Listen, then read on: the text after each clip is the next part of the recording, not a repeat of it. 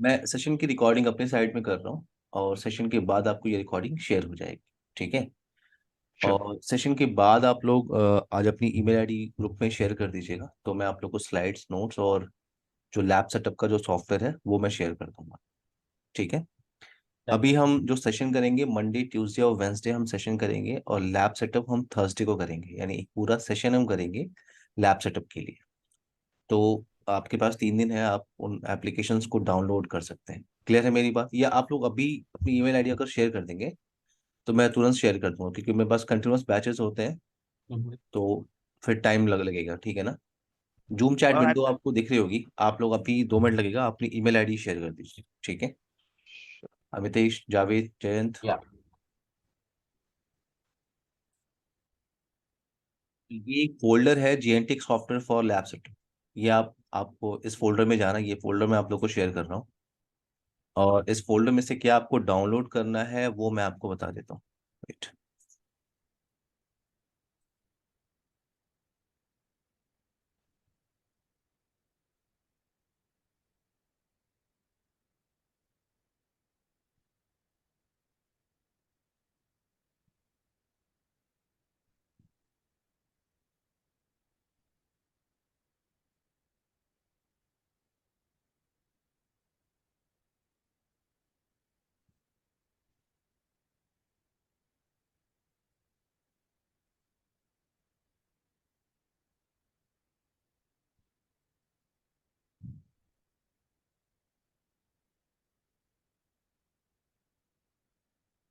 जावेद, आप अपनी जो गूगल की जीमेल आईडी है, जो जीमेल आईडी है, वो आप मुझे शेयर कर दीजिए। ठीक है। आई थिंक ये आउटलुक का है, समथिंग एरर आ रहा जस्ट है। ठीक है।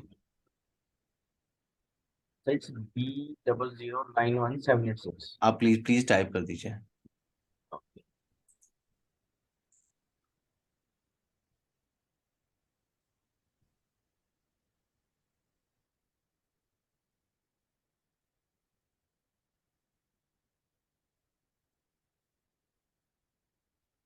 ओके, आपको इस फोल्डर में से क्या डाउनलोड करना है वो मैं आपको बता देता हूँ। पहले तो आपको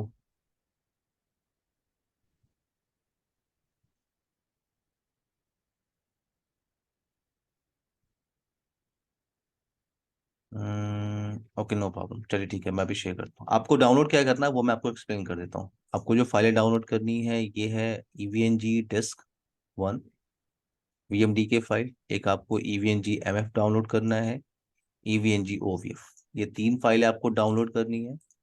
देन लैन मशीन के लिए Windows 7 का जो इमेज है वो डाउनलोड करना। आई होप सबके लैपटॉप में VMware का एप्लीकेशन होगा। आप लोग EVNG का एप्लीकेशन यूज करते हैं क्या? नहीं नहीं। नहीं, no sir. Okay okay, no problem. EVNG जो है वो आपका जैसे GNS3 पैकेट है सर, आप लोग यूज करते थे ना, वैसे ही एप्लीकेशन है, लेकिन ये लेटेस्ट एप्लीकेशन है जिसमें आप फायरवॉल के इमेजेस अपलोड करके प्रैक्टिकल करते हैं। जितने भी अब प्रैक्टिकल्स होते हैं SD-WAN के या कोई भी प्रैक्टिकल्स, वो आपकी EVNG के अंदर आप परफॉर्म करते हैं। तो ये आपकी जो फाइल है EVNG डिस्क 1, ये आपकी अप्रॉक्स 13 to 14 GB की फाइल है। तो ये टाइम लेगा। बाकी फाइल का जो साइज है वो छोटा है, लेकिन ये फाइल का साइज काफी बड़ा है। Windows 7 की इमेज है वो लगभग 2.5 GB की है, ये आपको डाउनलोड करना है। अगर VMware एप्लीकेशन नहीं है आपके पास, तो ये आपको VMware डाउनलोड करना है, और ये उसकी की फाइल है, तो सिर्फ आपको ये फाइलें डाउनलोड करनी है। रेस्ट फाइलों से आपको कोई मतलब नहीं है। ठीक है ना? तो आपके पास अभी मंडे ट्यूसडे वेंसडे 3 दिन है, आप आराम से डाउनलोड कर लीजिए, और थर्सडे इसका लैब सेटअप करेंगे। क्लियर है मेरी बात? ठीक है सर, विंडोज 7 का भी रिक्वायरमेंट नहीं रहेगा since we already have Windows, so we can Windows just seven download Windows workstation. Seven आपको चाहिए लैन मशीन के लिए। ठीक है। मतलब लैन कंप्यूटर के लिए, जैसे मान लीजिए आप जब प्रैक्टिकल परफॉर्म कर रहे होंगे, हाँ। तो आप एक मशीन लेंगे लैन के लिए, जहाँ से आप ट्रैफिक इनिशिएट करेंगे। ट्रैफिक आप इनिशिएट करते हो, जैसे जैसे इस टोपोलॉजी में ये जो मशीन मैंने लिया हुआ है, ये हम्म। लैन मशीन है। हम्म। तो ट्रैफिक हम इनिशिएट, यानी ये इस मशीन से हम Google.com Facebook.com एक्सेस कर सकते हैं। ठीक है ना? Okay okay, I got it, तो तो ये भी टोपोलॉजी के ईवीएनजी अंदर, में ही चलेगा। हाँ, राइट। टोपोलॉजी के अंदर जो ठीक एप्लीकेशन है। हमें चाहिए, हाँ। तो आपको Fortinet की इमेज चाहिए, और Fortinet की इमेज तो मैं आप लोग को उस दिन ही शेयर कर दूंगा, छोटी सी फाइल होती है। ठीक है। हम्म। बट ये फाइल है जो मैंने आपको बोला है वो आपको डाउनलोड करना है, और अभी मैं क्लास के बाद इसको शेयर कर देता हूँ। ठीक है एवरीवन? ठीक है वैसे जस्ट क्वेश्चन लाइक विंडोज 7 क्यों यूज कर रहे हैं तो विंडोज 7 Because तो आपको सिर्फ एक मशीन चाहिए। ओके ये क्वेश्चन किसका है? अमितेश का है। या अमितेश, आपको सिर्फ एक मशीन चाहिए जहां से आप ट्रैफिक इनिशिएट करके देख सके। ठीक है, तो विंडोज 7 इसलिए क्योंकि वो कम रिसोर्सेस लेगा, 4 GB रैम पे चल जाएगा, राइट। आपके लैपटॉप में मान लो 16 GB रैम होगा, राइट। तो EVNG आपका 3-4 GB ले लेगा सब चलने के लिए। EVNG 4 GB रैम आपका विंडोज 7 ले लेगा। फिर आपकी 48 फाइव डिवाइस जो है वो कुछ रैम लेगी। तो इस तरह से आपको अपने रैम को डिवाइड करना है। क्लियर? आप विंडो 8 लगा दो, विंडो 12 लगा दो, नो प्रॉब्लम, लेकिन आपको पता है विंडो 12 चलाने के लिए आपको रैम की रिक्वायरमेंट ज्यादा होगी। अमितेश, थैंक्स। क्लियर? तो आप विंडो 7, कोई भी एक लैंड मशीन चाहिए तो कम रिसोर्सेस में काम चल जाएगा हमारा। ठीक है, ओके। सर, सो एक छोटा सा रिक्वेस्ट था यहाँ पे आपसे। हाँ हाँ, ये जो फायरवॉल की इमेज है ना, ये भी आप हमको एक ही शॉट में ले लीजिए आज ही, ठीक है। रीजन फायरवॉल बीइंग की इज क्या दैट कह रहे हैं हमारा आप? सर फायरवॉल की जो इमेजेस हैं, राइट, फायरवॉल वो की भी जो आप, इमेज है, हाँ, हम्म, वो भी आप हमको आज ही दे दीजिए। Reason being is that we are using official laptop, तो हम्म। वो डाउनलोड करने के लिए, रन करने के लिए भी अप्रूवल रिक्वायर्ड रहेंगे। तो इफ इन केस हमको मिल जाते हैं तो हम एक ही शॉट में सबका ले लेंगे। ठीक है, ठीक है, मैं अभी शेयर कर दूंगा थोड़ी देर क्लास के बाद। ठीक या, है, ऑलराइट ओके। ऑलराइट। हम डिस्कशन स्टार्ट करते हैं। ठीक है, मुझे नहीं पता आप लोग को फावल पे कितना आता है, बट मैं स्टार्ट से, जैसे बैच में स्टार्ट करता हूँ वैसे स्टार्ट कर लेता हूँ। ठीक है Mitesh? Sure. Okay,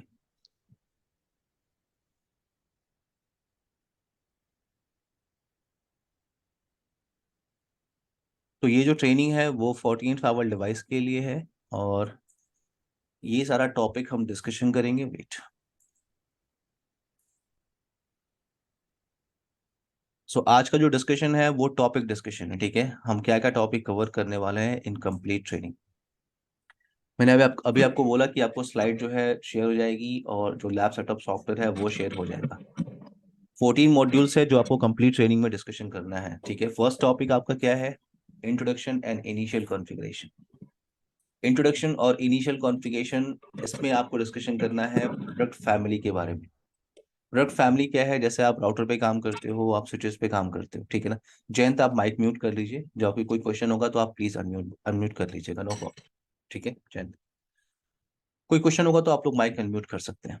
so first topic है इंट्रोडक्शन और इनिशियल कॉन्फ़िगरेशन, जहाँ पे आप प्रोडक्ट फैमिली के बारे में डिस्कशन करते हैं। ठीक है, वो हम बात कर लेंगे। फिर उसके बाद जो डिफॉल्ट फैक्ट्री सेटिंग होती है एक फाइवल डिवाइस की, फोर्टीनेट की, वो डिस्कशन करेंगे।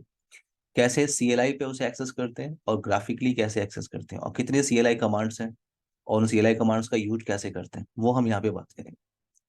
देन उसके बाद हमारे पास ऑप्शन है इंटरफेस कॉन्फ़िगरेशन का। तो जैसे आप अदर डिवाइसेस पे फिजिकल इंटरफेस और लॉजिकल इंटरफेस आप कॉन्फ़िगर करते हैं, वो सारे ऑप्शन यहाँ पे अवेलेबल है। जैसे लूप बैक आप कॉन्फ़िगर करते हो, आप VLAN इंटरफेस कॉन्फ़िगर करते हो, ठीक है, टनल इंटरफेस कॉन्फ़िगरेशन करते हो, वो सारा ऑप्शन यहाँ पे अवेलेबल है।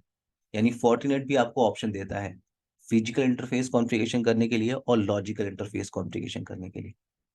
अगर आपको मल्टीपल एडमिनिस्ट्रेटर क्रिएट करना है, मान लो आपके पास एक फाइवल डिवाइस लगा हुआ है, ठीक है, एक फाइवल डिवाइस लगा हुआ, और इसको मैनेज करने के लिए मल्टीपल एडमिनिस्ट्रेटर आप क्रिएट करना चाहते हो। एक आपका L3 एडमिनिस्ट्रेटर है, एक आपका L2 है, एक आपका L1 है। L3 को फुल एक्सेस है, वो कुछ भी चेंजेस कर सकता है। L2 को लिमिटेड चेंजेस के ऑप्शंस हैं, और L1 सिर्फ मॉनिटर कर सकता है। तो अगर आपको मल्टीपल एडमिनिस्ट्रेटर बना के उसके साथ वर्क करना है, तो वो कॉन्सेप्ट आता है इंट्रोडक्शन और इनिशियल कॉन्फ़िगरेशन के अंदर।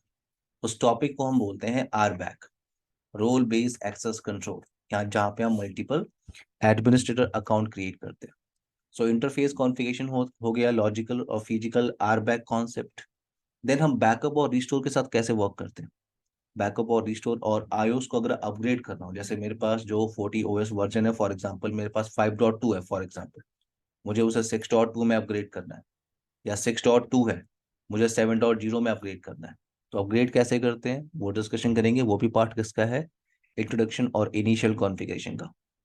सो इंट्रोडक्शन और इनिशियल कॉन्फ़िगरेशन कंप्लीट करने के बाद आपको इतना आइडिया हो जाएगा कि इंटरफेस कॉन्फ़िगरेशन कैसे करते हैं, और जितने भी CLI और बेसिक ऑप्शंस हैं ग्राफिकल पेज पे, वो आपको यहाँ से क्लियर हो जाएगा। इंटरफेस कॉन्फ़िगरेशन के बाद कॉन्सेप्ट आता है राउटिंग का।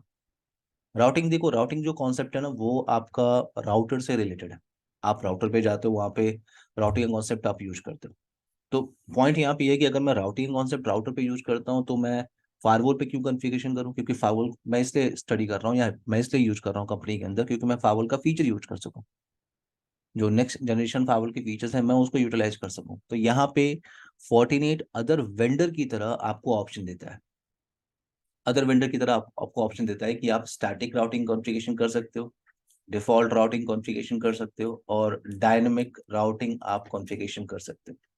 डायनेमिक राउटिंग में यहाँ पे जो ऑप्शन आपको मिलेगा वो है आपका RIP, then EIGRP, then OSPF। अब आप एक चीज क्लियर करो कि ये आप फायरवॉल पे स्टडी कर रहे हो, ठीक है ना? तो हम राउटिंग सेक्शन डिस्कशन नहीं कर रहे। जैसे स्टैटिक राउटिंग क्या होती है ये आपको पहले से पता होना चाहिए फायरवॉल स्टार्ट करने से पहले। जैसे स्टैटिक राउटिंग क्या होती है, डिफॉल्ट राउटिंग कॉन्सेप्ट कहाँ यूज करते हैं। अब रिप अगर आप स्टडी करोगे सीजनिंग के अंदर तो पूरा 2 घंटे का टॉपिक है रिप, राइट? AIGRP अपने आप में पूरा एक प्रोटोकॉल है, OSPF एक प्रोटोकॉल है। तो आपको सिर्फ बेसिक आइडिया होना चाहिए। जैसे अगर आपने OSPF स्टडी किया होगा तो आपको पता होगा एरिया कॉन्सेप्ट पे काम करता है। यहाँ पे आप ऑटोनोमस सिस्टम नंबर क्रिएट करते हो। रिप आपका राउटिंग इंफॉर्मेशन प्रोटोकॉल, वर्जन्स होते हैं, वर्जन 1 वर्जन 2। तो आपको सिर्फ बेसिक आइडिया होना चाहिए इन सारे टॉपिक्स इन सारे कॉन्सेप्ट का। मैं आपको क्या बताने वाला हूँ कि कैसे आप कॉन्फ़िगर करते हो routing on Fortinet firewall device. Clear है Amitesh, Javed, Jayant? Yes. Next topic आपका आएगा वो है नेट। देखो नेट एक कॉमन टॉपिक है और इम्पोर्टेंट टॉपिक है, सिर्फ फोर्टिनेट के लिए नहीं। आप चले जाओ फॉर एग्जांपल, आप पॉलो अल्टो के लिए चले जाओ, फायर पावर के लिए चले जाओ, चेक पॉइंट के लिए चले जाओ, सिस्को ASA के लिए चले जाओ। तो नेट एक कॉमन कॉन्सेप्ट है। CCNA के अंदर जो आप नेट स्टडी करते हो वो स्टडी करते हो कौन सा? Static net. देन आपके पास ऑप्शन क्या आता है? डायनेमिक नेट का कॉन्सेप्ट। देन आप डिस्कशन करते हो पैट, जिसको आप डायनेमिक पैट बोलते हो। तो 3 तरह का नेट हमें पहले से पता है CCNA क्लासेस से। स्टैटिक नेट का मतलब 1-to-1 मैपिंग, डायनेमिक नेट का मतलब हम range of public IP address create कर लेते हैं, पैट का मतलब होता है हम मल्टीपल प्राइवेट आईपी एड्रेस को एक सिंगल पब्लिक आईपी एड्रेस से ट्रांसलेट करके बाहर भेज सकते हैं। तो ये नेट आपने CCNA के अंदर स्टडी किया हुआ है। बट फोर्टिनेट के अंदर आपको क्या स्टडी करना है? फोर्टिनेट के अंदर आपको स्टडी करना होता है सोर्स नेट और डेस्टिनेशन नेट। ये 2 कॉन्सेप्ट आपको डिस्कशन करने होते हैं, सिर्फ फोर्टिनेट का पार्ट नहीं है, ये आप क्लियर रखो। ये फोर्टिनेट का पार्ट नहीं, ये पॉलो अल्टो में भी आप कॉन्फ़िगर करते हो। कॉन्फ़िगरेशन करने का तरीका थोड़ा सा चेंज हो जाता है। आप पॉलो अल्टो में जा रहे हो, आप चेक पॉइंट में जा रहे हो, सिस्को FTD, सेम कॉन्सेप्ट आप कॉन्फ़िगर करते हो। अब सोर्स नेट क्या है, डेस्टिनेशन नेट क्या है, ऐसा कौन सा सिनारियो है जहाँ पे हम सोर्स नेट यूज करते हैं, ऐसा कौन सा सिनारियो है जहाँ पे हम DNAT यूज करेंगे, ये दोनों सिनारियो हम डिस्कशन करेंगे आराम से, पूरा पूरा प्रॉपर। बट इन दोनों दोनों ऑप्शन को कॉन्फ़िगर करने के लिए जो कॉन्फ़िगरेशन ऑप्शन अवेलेबल है फोर्टिनेट के अंदर, यानी अगर मुझे सोर्स नेट कॉन्फ़िगर करना है, मुझे डेस्टिनेशन नेट कॉन्फ़िगर करना है, तो 2 कॉन्फ़िगरेशन ऑप्शन है इन फोर्टिनेट फायरवॉल डिवाइस, जिसे आप कहते हो फायरवॉल पॉलिसी नेट, और दूसरा ऑप्शन आपके पास होता है जिसे आप कहते हो central net, central net concept. तो यहाँ पे हमें इस नेट कॉन्सेप्ट पे कम से कम देना है 3 घंटे थ्योरेटिकल और प्रैक्टिकल इम्प्लीमेंटेशन। नेट आपका सिर्फ ट्रांसलेशन के लिए होता है, ये आपको पता है। नेट से आप क्या करते हो? ट्रांसलेशन, एक आईपी एड्रेस को दूसरे आईपी एड्रेस में ट्रांसलेशन कर सकते हो। इट डजेंट मैटर कि आपको प्राइवेट को पब्लिक में करना है, पब्लिक को प्राइवेट में करना है, प्राइवेट को प्राइवेट में करना है, पब्लिक को पब्लिक में करना है, डजेंट मैटर। नेट हम यूज करते हैं ट्रांसलेशन के लिए। लेकिन अगर आपको ट्रैफिक अलाउ करनी है एक नेटवर्क से दूसरे नेटवर्क में, जैसे आप देखो यहाँ पे एक कॉन्सेप्ट आ रहा है क्या? Firewall policy concept, firewall policy. अब देखो अगर आप किसी भी, फॉर एग्जांपल अगर आप पॉलो अल्टो के साथ काम कर रहे हो, आप चेक पॉइंट के साथ काम कर रहे हो, आप Cisco fire power threat defence के साथ काम कर रहे हो, तो ये जो फायरवॉल डिवाइस है ये जिस टेक्निक पे काम करते हैं उसे कहते हैं JBF technique, zone base firewall. ये सारे पॉलो अल्टो, चेक पॉइंट और FTD, Fortinet zone base firewall नहीं है, ये आपको क्लियर रखना है। हाँ, यहाँ पे जोन क्रिएट करते हैं, लेकिन मैं आपको बताऊंगा कि जोन क्यों क्रिएट करते हैं, जोन की रिक्वायरमेंट क्या है फोर्टिनेट पे। But Palo Alto, Check Point और सिस्को FTD ये सारे जोन बेस फायरवॉल डिवाइस हैं। फोर्टिनेट जोन बेस फायरवॉल की टेक्निक पे काम नहीं करता। तो अगर आप किसी भी जोन बेस फायरवॉल डिवाइस के साथ काम कर रहे हो, जैसे मान लो पॉलो अल्टो आपके पास है, तो वहां पे कॉन्सेप्ट ये कहता है, जैसे आपके पास पॉलो अल्टो, तो कॉन्सेप्ट ये कहता है कि अगर आपको ट्रैफिक, जैसे ये पूरा आपका लैन नेटवर्क है, ये लैन जोन है, हम जोन बेस्ड फायरवॉल में क्या करते हैं, हम जोन क्रिएट करते हैं। सो कॉन्सेप्ट यही कहता है, अगर आपको ट्रैफिक अलाउ करनी है एक जोन से दूसरे जोन में, जैसे ये लैन जोन है और ये वैन जोन है, अगर आपको ट्रैफिक अलाउ करना है एक जोन से दूसरे जोन में, तो आपको क्रिएट करना होता है पॉलिसी। पोलो अल्टो में आप क्रिएट करते हो क्या, सिक्योरिटी पॉलिसी। चेक पॉइंट में क्या करते हो आप, एक्सेस कंट्रोल पॉलिसी। एफटीडी के अंदर आप क्या करते हो, एक्सेस पॉलिसी आप क्रिएट करते हो। सेम अगर आप फोर्टिनेट के साथ काम कर रहे हो, तो 48 में मैंने बोला जोन कॉन्सेप्ट नहीं है। 48 में हम ये करते हैं कि अगर आपको ट्रैफिक अलाउ करना है एक इंटरफेस से दूसरे इंटरफेस में, एक इंटरफेस से दूसरे, तो यहाँ पे हम डिफाइन करते हैं इंटरफेसेस, यानी इनकमिंग इंटरफेस और आउटगोइंग इंटरफेस, हम यहाँ पे ये इंफॉर्मेशन डिफाइन करते हैं। तो अगर आपको ट्रैफिक अलाउ करना है एक इंटरफेस से दूसरे इंटरफेस में, तो आपको क्रिएट करना होता है फायरवॉल पॉलिसीज। अब फायरवॉल पॉलिसी कैसे क्रिएट करते हैं, अगर मुझे मल्टीपल फायरवॉल पॉलिसी क्रिएट करनी है तो कैसे क्रिएट करेंगे, फायरवॉल पॉलिसी के साथ काम कैसे करते हैं। अगर मुझे किसी पॉलिसी को डिलीट करना हो, एडिट करना हो, मैनेज करना हो, तो मैं कैसे करूंगा। अगर मुझे CLI के थ्रू पॉलिसी कॉन्फ़िगरेशन करनी है, ग्राफिकल पेज के थ्रू पॉलिसी कॉन्फ़िगरेशन करनी है, तो वो कैसे करनी है, वो इसका टॉपिक है। तो ट्रैफिक को अलाउ करने के लिए फायरवॉल पॉलिसी आप डिस्कशन करते हो, और ट्रांसलेशन करने के लिए आप डिस्कशन करते हो नैट। क्लियर है अमितेश, जावेद, जयंत। Yes. Okay. अब यहाँ पे एक फायरवॉल डिवाइस है, ठीक है, ये आपका फायरवॉल डिवाइस, और आपने आपने नेट भी कॉन्फ़िगर कर लिया, आपने आपने नेट भी कॉन्फ़िगर कर लिया, आपने फायरवॉल पॉलिसी भी कॉन्फ़िगरेशन कर ली। यस जावेद, कोई क्वेश्चन है आपका। No no no. Okay, so आप आपके पास एक फायरवॉल डिवाइस है, आपने क्या किया, आपने पॉलिसी कॉन्फ़िगरेशन कर ली, आपने नेट कॉन्फ़िगरेशन कर लिया, अब ट्रैफिक बड़े आराम से बाहर ट्रैवल कर रहा है। जैसे ये जो इनसाइड मशीन है ये आउटसाइड जा सकती है और आउटसाइड इस सर्वर से कम्युनिकेशन कर सकती है। But with in a session अगर ये मान लो ये इनसाइड मशीन कोई फाइल डाउनलोड करने की कोशिश कर रहा है, कोई फाइल है उसे डाउनलोड करने की कोशिश कर रहा है विद इन अ सेशन। अब वो फाइल इन्फेक्टेड है विद सम मेलिशियस कोड, वो वायरस इन्फेक्टेड है, वो मालवेयर इन्फेक्टेड है, स्पाईवेयर इन्फेक्टेड है। तो अगर वो फाइल इन्फेक्टेड है वायरस से, तो सिर्फ आपका फायरवॉल पॉलिसी उस मेलिशियस इंफॉर्मेशन को डिटेक्ट नहीं कर सकता। आपने फायरवॉल पॉलिसी बना दिया, बट सिर्फ फायरवॉल पॉलिसी क्या करेगा, L3 और L4 इंफॉर्मेशन। L3 L4 का मतलब, L3 का मतलब आपको पता है IP एड्रेस, L4 का मतलब क्या है, TCP UDP port number, services आप कहते हो। तो L3 L4 इंफॉर्मेशन उसने चेक किया, ट्रैफिक जा रही है, ट्रैवल कर रही है, but with in a session आप कौन सी मेलिशियस इंफॉर्मेशन एक्सेस करने की कोशिश कर रहे हो, ये आपका फायरवॉल पॉलिसी डिटेक्ट नहीं कर सकता। इसलिए हम एक कॉन्सेप्ट स्टडी करते हैं हर एक नेक्स्ट जनरेशन फायरवॉल में, उसे आप कहते हो क्या, सिक्योरिटी प्रोफाइल। सिक्योरिटी प्रोफाइल आप क्रिएट करते हो। अगेन आप क्लियर करो कि ये कॉमन टॉपिक है, ये कॉमन टॉपिक है किसी भी फायरवॉल डिवाइस के लिए। सिक्योरिटी प्रोफाइल हम क्रिएट करते हैं, और उन सिक्योरिटी प्रोफाइल्स को हम अपनी फायरवॉल पॉलिसी के साथ अटैच करते हैं। अब देखो यहाँ पे ऑप्शन क्या है, web filtering security profile, application control security profile, antivirus security profile. एक टॉपिक आप और ऐड कर दो यहाँ पे, वो है आपका फाइल फिल्टर। फाइल फिल्टर, तो यहाँ पे मैंने आपको क्या बोला कि फायरवॉल आपका मेलिशियस इंफॉर्मेशन को डिटेक्ट नहीं कर सकता। तो आपने क्या किया, आपने यहाँ पे उस मेलिशियस इंफॉर्मेशन को डिटेक्ट करने के लिए एंटीवायरस प्रोफाइल क्रिएट किया। मैं आपको सिर्फ अभी बेसिक आइडिया दे रहा हूँ, पूरा एक टॉपिक है, हर एक क्या ये चैप्टर आपके अपने आप में, मैं आपको भी बेसिक आइडिया दे रहा हूँ।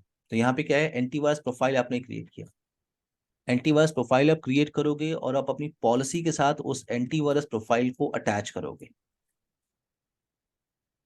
एंटीवायरस प्रोफाइल को आप अटैच करोगे, तो behalf of antivirus signature database आपका फायरवॉल उस मेलिशियस इंफॉर्मेशन को डिटेक्ट कर सकता है, और जो भी आपने एक्शन लेने के लिए बोला है, आपने बोला है मॉनिटर करना है या आपने बोला है ब्लॉक करना है, जो भी आपने एक्शन लेने के लिए बोला है वो एक्शन वो परफॉर्म करेगा।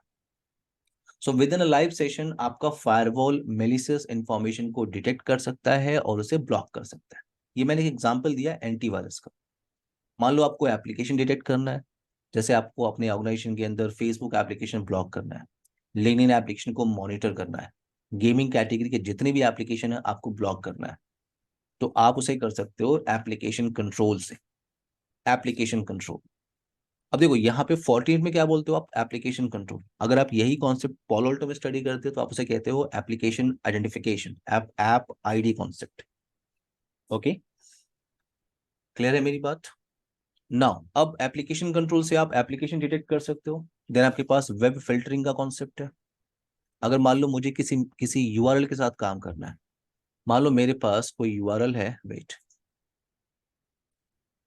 मेरे पास एक ये यूआरएल है, मुझे नहीं पता इस यूआरएल के बारे में, बट मुझे इस यूआरएल को ब्लॉक करना है, इस यूआरएल को मुझे ब्लॉक करना है। तो ये मैं एप्लीकेशन कंट्रोल से नहीं कर सकता। अगर मुझे इस यूआरएल को ब्लॉक करना है तो मैं उसे कर सकता हूँ वेब फिल्टरिंग के थ्रू। सो वेब फिल्टरिंग में आप किसी किसी भी स्पेसिफिक यूआरएल के साथ काम कर सकते हो, या आपको कंप्लीट यूआरएल कैटेगरी को भी ब्लॉक करना है, क्योंकि हर एक यूआरएल क्या होती है, हर एक यूआरएल किसी न किसी कैटेगरी में आती है, right Javed, Amitesh? Right right. Yeah. आपको कंप्लीट कैटेगरी ब्लॉक करनी है तो आप वेब फिल्टरिंग से कर सकते हो। ग्रेट कॉन्सेप्ट है। जब आप इसे कॉन्फ़िगर करोगे तो बहुत सारे ऑप्शंस उसके अंदर अवेलेबल है। अभी तो मैं आपको बेसिक आइडिया दे रहा हूँ कि आप वेब फिल्टरिंग से क्या कर सकते हो, यूआरएल के साथ काम कर सकते हो। एप्लीकेशन कंट्रोल से आप एप्लीकेशन डिटेक्ट कर सकते हो। Behalf of application signature database आपका फायरवॉल एप्लीकेशन को डिटेक्ट कर सकता है और फिर उस पर एक्शन परफॉर्म कर सकते हैं। एंटीवायरस प्रोफाइल आप क्रिएट कर सकते हो। File filter profile great option है। फाइल फिल्टर, फाइल फिल्टर क्या है, जैसे मैं चाहता हूं मेरे ऑर्गेनाइजेशन के अंदर फाइल टाइप के साथ वर्क करना। फाइल टाइप का मतलब मैं चाहता हूं कोई भी फाइल एक्सटेंशन आप कह सकते हो कि कोई भी EXE फाइल अपलोड या डाउनलोड नहीं करेगा, कोई PDF फाइल अपलोड या डाउनलोड नहीं करेगा। तो अगर आपको फाइल एक्सटेंशन के साथ काम करना है तो वो उस कॉन्सेप्ट को आप बोलते हो फाइल फिल्टर कॉन्सेप्ट। अगर आप इस कॉन्सेप्ट को अगर आप कॉन्फ़िगर करते हैं फायर पावर के अंदर तो आप फाइल पॉलिसी बोलते हैं। सेम कॉन्सेप्ट अगर आप पॉलो अल्टो के अंदर कॉन्फ़िगर करते हैं तो आप उसे फाइल ब्लॉकिंग प्रोफाइल कहते हैं। तो ये जो ऑप्शन आप देख रहे हो इनको आप कहते हो सिक्योरिटी प्रोफाइल कॉन्सेप्ट। तो इन पे हम प्रॉपर डिस्कशन करेंगे, एक एक मतलब पर डे आप एक प्रोफाइल पे डिस्कशन कर सकते हो। नाउ नेक्स्ट टॉपिक आपके पास है फोर्टीगेट AD। इसे फायरवॉल ऑथेंटिकेशन आप कहते हो या फोर्टीगेट AD आप कहते हो। देखो अभी आपने क्या किया, आपने पॉलिसी क्रिएट की, राइट? मैं आपको बोला ट्रैफिक को अलाउ करने के लिए आप क्या क्रिएट करते हो, पॉलिसी। और पॉलिसी के अंदर आप क्या डिफाइन कर रहे हो कि ये सोर्स IP एड्रेस अगर इस डेस्टिनेशन से कम्युनिकेशन कर रहा है, ट्रैफिक अलाउ है। तो आपकी पॉलिसी के बिहाफ पे ट्रैफिक ट्रेवल कर रही है, ये आपका फायरवॉल डिवाइस, और आपने पॉलिसी डिफाइन किया और ट्रैफिक ट्रेवल कर रही है। आपका पॉलिसी जो आपने क्रिएट किया उस पॉलिसी का नाम है रूल 1, एग्जाम्पल ले रहे हैं, ठीक है? रूल 1 ये पॉलिसी आपने क्रिएट किया, इस पॉलिसी को मैच करके ट्रैफिक बाहर ट्रेवल कर रही है। अब आप लॉक्स वेरीफाई कर लो, मान लो आपको लॉक्स वेरीफाई करने की कौन पर्सन है जो रूल 1 पे हिट कर रहा है। तो अगर मैं लॉक्स को वेरीफाई करूं तो लॉक्स के अंदर मुझे क्या मिल रहा है, IP एड्रेस की इंफॉर्मेशन मुझे मिल रहा है, source IP, destination IP,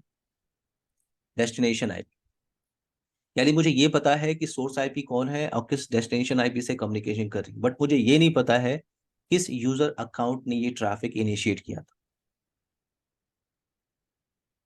clear है मेरी बात? आपके पास फुल विजिबिलिटी नहीं है, अमितेश, जयंत, जावेद। राइट। क्या? अगर आपके पास सिर्फ IP एड्रेस की इंफॉर्मेशन है तो आपके पास फुल विजिबिलिटी नहीं है। एज अ फायरवॉल एडमिनिस्ट्रेटर मैं क्या चाहता हूँ, मेरे पास फुल विजिबिलिटी हो, कौन सा IP एड्रेस, कौन सा यूजर अकाउंट, किसने ट्रैफिक इनिशिएट किया। तो ये कॉन्सेप्ट आता है जिसे कहते हो फोर्टीगेट AD। यहाँ पे हम क्या करते हैं, फुल विजिबिलिटी के लिए हम यहाँ पे यूजर अकाउंट क्रिएट करते हैं। अब देखो यूजर अकाउंट क्रिएट करने का 2 ऑप्शन है। अगर आप स्मॉल नेटवर्क में काम कर रहे हो तो आप लोकल डेटाबेस में आप यूजर अकाउंट क्रिएट करके अपना वर्क परफॉर्म कर सकते हो, ठीक है? बट मान लो आप किसी बड़े ऑर्गेनाइजेशन में काम कर रहे हो, वहां पे रिमोट ऑथेंटिकेशन सर्वर लगा हुआ है। रिमोट ऑथेंटिकेशन सर्वर, आप में से किसी को रिमोट ऑथेंटिकेशन सर्वर के बारे में कोई पता है, नाम सुना हाँ, आप? मैं बस नाम सुना है। हाँ, अरे नो, अरे आपने सुना होगा, रेडियस सुना होगा आपने, राइट? Right yes. रेडियस आपने सुना होगा, आपने टेकेक्स सुना होगा, राइट? राइट। बट आपने एनलैब जनरली या जो एलडैप सुना होगा या माइक्रोसॉफ्ट एक्टिव डायरेक्टरी आपने सुना होगा, राइट? राइट राइट, ये सब क्या मोस्टली है सर ये? हम AD यूज करते हैं। हाँ एग्जैक्टली यार, आप कोई ना कोई आप यूज कर रहे होगा, आप कोई ना कोई यूज, राइट क्योंकि ये सेंट्रलाइज मैनेजमेंट के लिए हम यूजर अकाउंट कहाँ क्रिएट करते हैं, यहाँ पे। बड़े राइट। इन्वायरमेंट में क्या होता है, आप सेंट्रलाइज मैनेजमेंट यूज करते हो। तो यहाँ पे ऑप्शन है फोर्टीगेट AD के अंदर आप यूजर अकाउंट, या तो आप अगर आप स्मॉल नेटवर्क है तो आप लोकल डेटाबेस के अंदर यूजर अकाउंट क्रिएट करके उसको अपनी पॉलिसी के साथ अटैच कर सकते हो। तो जब भी ये इनसाइड मशीन अगर ट्रैफिक इनिशिएट करेगा तो पहले इसको अपने आप को ऑथेंटिकेट करना है, उसके बाद वो थ्रू द फावल डिवाइस जा सकता है। सो अब मेरे पास जब मैं लॉक्स वेरीफाई कर रहा हूं तो मेरे पास आईपी एड्रेस के साथ साथ यूजर की भी इंफॉर्मेशन है।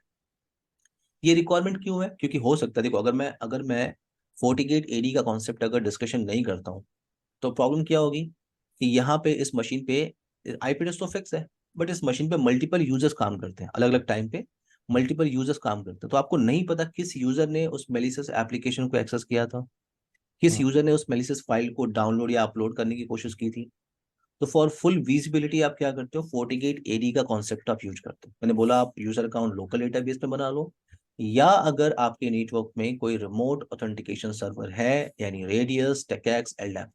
अब आप ये क्लियर करो, रिमोट ऑथेंटिकेशन सर्वर कैसे कॉन्फ़िगरेशन करते हैं वो आपका टास्क नहीं है, क्योंकि रेडियस और टेकैक्स ये जो कॉन्सेप्ट है ये आते हैं आइस के अंदर।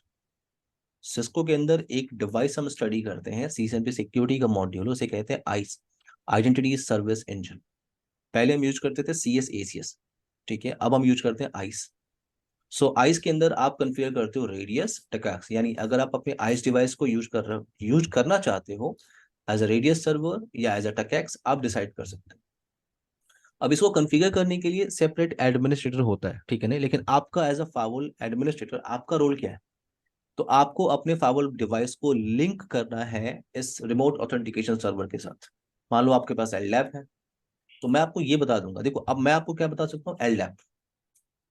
एलडैप में आपको बता सकता हूँ, नो प्रॉब्लम। अगर मान लो आपको अपने फावल डिवाइस को इंटीग्रेट करना है विथ माइक्रोसॉफ्ट एक्टिव डायरेक्टरी, वो हम डिस्कशन कर सकते हैं, ठीक है। राइट। क्लियर है मेरी बात? राइट सर, इसका लैब में कुछ हो सकता है एलडैप का कॉन्फ़िगरेशन टेस्टिंग फिर पर्पस से के लिए? बोलिए, फिर से सर बोलिए। Can we create this AD और एलडैप इन हाँ आवर हाँ, लैब? मैं वो बता सकता हूँ, उसमें कोई बड़ी चीज नहीं है, वो तो ठीक है। सिंपल 10 से 15 मिनट का काम है। एक्टिव डायरेक्टरी इंस्टॉलेशन करना, हाँ हाँ। वो मैं जिस दिन हम ये प्रैक्टिकल करेंगे मैं आपको बता दूंगा। सर आई थिंक वो विंडोज 7 में हो जाएगा। नहीं नहीं नहीं, वो विंडोज हाँ, तो सर्वर ये के अंदर। सर्वर डालना पड़ेगा। हाँ, सर्वर मशीन के अंदर। तो मेरे पास मेरे लैपटॉप में 32 GB रैम है, तो मैं कर दूंगा, नो प्रॉब्लम, ठीक है। आप अपने साइड में आप लोग अगर रैम है तो सर्वर इमेज भी आप अपलोड कर सकते हो, ठीक है। ठीक है। बट नो प्रॉब्लम, आप अपना टास्क लोकल डेटाबेस, आपको सिर्फ एक डेटाबेस चाहिए। हम्म। आपका जो मोटो है वो प्रैक्टिकल का है, तो आप करेक्ट। लोकल डेटाबेस में भी आप यूजर अकाउंट क्रिएट करके उस टास्क को परफॉर्म कर सकते हैं। तो ठीक यहाँ है। पे ऑप्शन है फोर्टीगेट एडी के अंदर आप यूजर अकाउंट क्रिएट करो और पॉलिसी के साथ अटैच करो। तो देखो एक ये ऑप्शन हो गया। अब इसी के अंदर एक और प्रैक्टिकल है। इस ऑप्शन में क्या यूज कर रहे हो आप कि आप एलडैप, एलडैप का जब मैंने नाम ले रहा हूँ इसका मतलब आप डोमेन इन्वायरमेंट यूज कर रहे होगे everyone, Amitesh, right. Jayant. Yeah. Domain environment चल रहा होगा कहीं ना कहीं xyz.com, राइट, abc.com, कुछ ना कुछ चल रहा होगा। लेकिन मान लो मेरे पास कुछ गेस्ट यूजर आते हैं, अब गेस्ट यूजर अपना लैपटॉप लेके आते हैं, तो उनको मैं डोमेन में तो ऐड तो करूंगा नहीं, क्योंकि मेरे ऑर्गेनाइजेशन में क्या है, सिर्फ जो कंपनी के लैपटॉप है उन्हीं को डोमेन में ऐड किया गया है, बाकी जो गेस्ट मशीन आ रही हैं वो वर्क ग्रुप का पार्ट है। तो मुझे उन्हें इंटरनेट सर्विसेज देनी है, प्रोवाइड करनी है। तो उसके लिए एक कॉन्सेप्ट आता है कैप्टिव पोर्टल। कैप्टिव पोर्टल का एक कॉन्सेप्ट हम स्टडी करते हैं फोर्टीगेट एडी के अंदर। तो क्या करते हैं, जैसे मान लो फॉर एग्जांपल कोई गेस्ट यूजर आपके पास आया, यहाँ पे एक स्विच आप लगा लीजिए, और ये एक गेस्ट यूजर ने अपने लैपटॉप को यहाँ से कनेक्ट किया। तो अब ये गेस्ट यूजर डोमेन का पार्ट नहीं है, सिंपल सी बात है, इसका यूजर अकाउंट एलडैप में तो होगा नहीं, क्यों? राइट।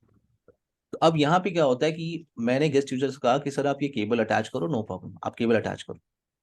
जैसे केबल अटैच किया, उसने google.com एक्सेस किया, तो आप यहाँ पे कैप्टिव पोर्टल एक कॉन्सेप्ट आता है, और आप ये क्लियर करो कि कैप्टिव पोर्टल जो कॉन्सेप्ट है ना, ये कॉमन कॉन्सेप्ट है। कभी आप पॉलोल्ट स्टडी करोगे, कभी आप फायर पावर स्टडी करोगे, सेम कॉन्सेप्ट है कैप्टिव पोर्टल का, सिर्फ कॉन्फ़िगरेशन करने का जो तरीका होता है वो चेंज होता है। तो मेरा पॉइंट यहाँ पे है कि कैप्टिव पोर्टल हम यूज करते हैं तो जैसे ही ये इनसाइड मशीन ट्रैफिक इनिशिएट करता है और इसकी ट्रैफिक इस लैन इंटरफेस पे हिट करती है, तो फायरवॉल क्या करता है, आपका फायरवॉल डिवाइस एक कैप्टिव पोर्टल पेज प्रोवाइड करता है, एक एचटीएमएल पेज प्रोवाइड करता है, और कहता है सर प्लीज आप अपने आप को पहले ऑथेंटिकेट करो, आप डोमेन के पार्ट हो नहीं, आप अपने आप को पहले ऑथेंटिकेट करो। अगर आप सक्सेसफुली ऑथेंटिकेट हो गए, देन आप नेटवर्क रिसोर्सेज या इंटरनेट की तरफ जा सकते हो। तो आप एज अ फावल एडमिनिस्ट्रेटर क्या करते हो कि आपने कुछ गेस्ट अकाउंट बना के रखे हुए लोकल डेटाबेस के अंदर। आपने बताया कि सर आप एक काम करना, google.com एक्सेस करोगे, एक पेज आएगा, उस पे ये यूजर नेम और ये पासवर्ड टाइप कर देना। क्लियर है? Yeah. तो Right. कैप्टिव पोर्टल का प्रैक्टिकल हमें करना है, तो ये कॉन्सेप्ट आता है 48 AD के अंदर। Okay okay, let's take a break for 5 minute. Amitesh, Javed, Jayant, ठीक है? Yeah. और 8:40 पे 4 मिनट का ब्रेक ले लेते हैं, 8:40 पे कंटिन्यू करते हैं। माइक आप लोग म्यूट कर लीजिए।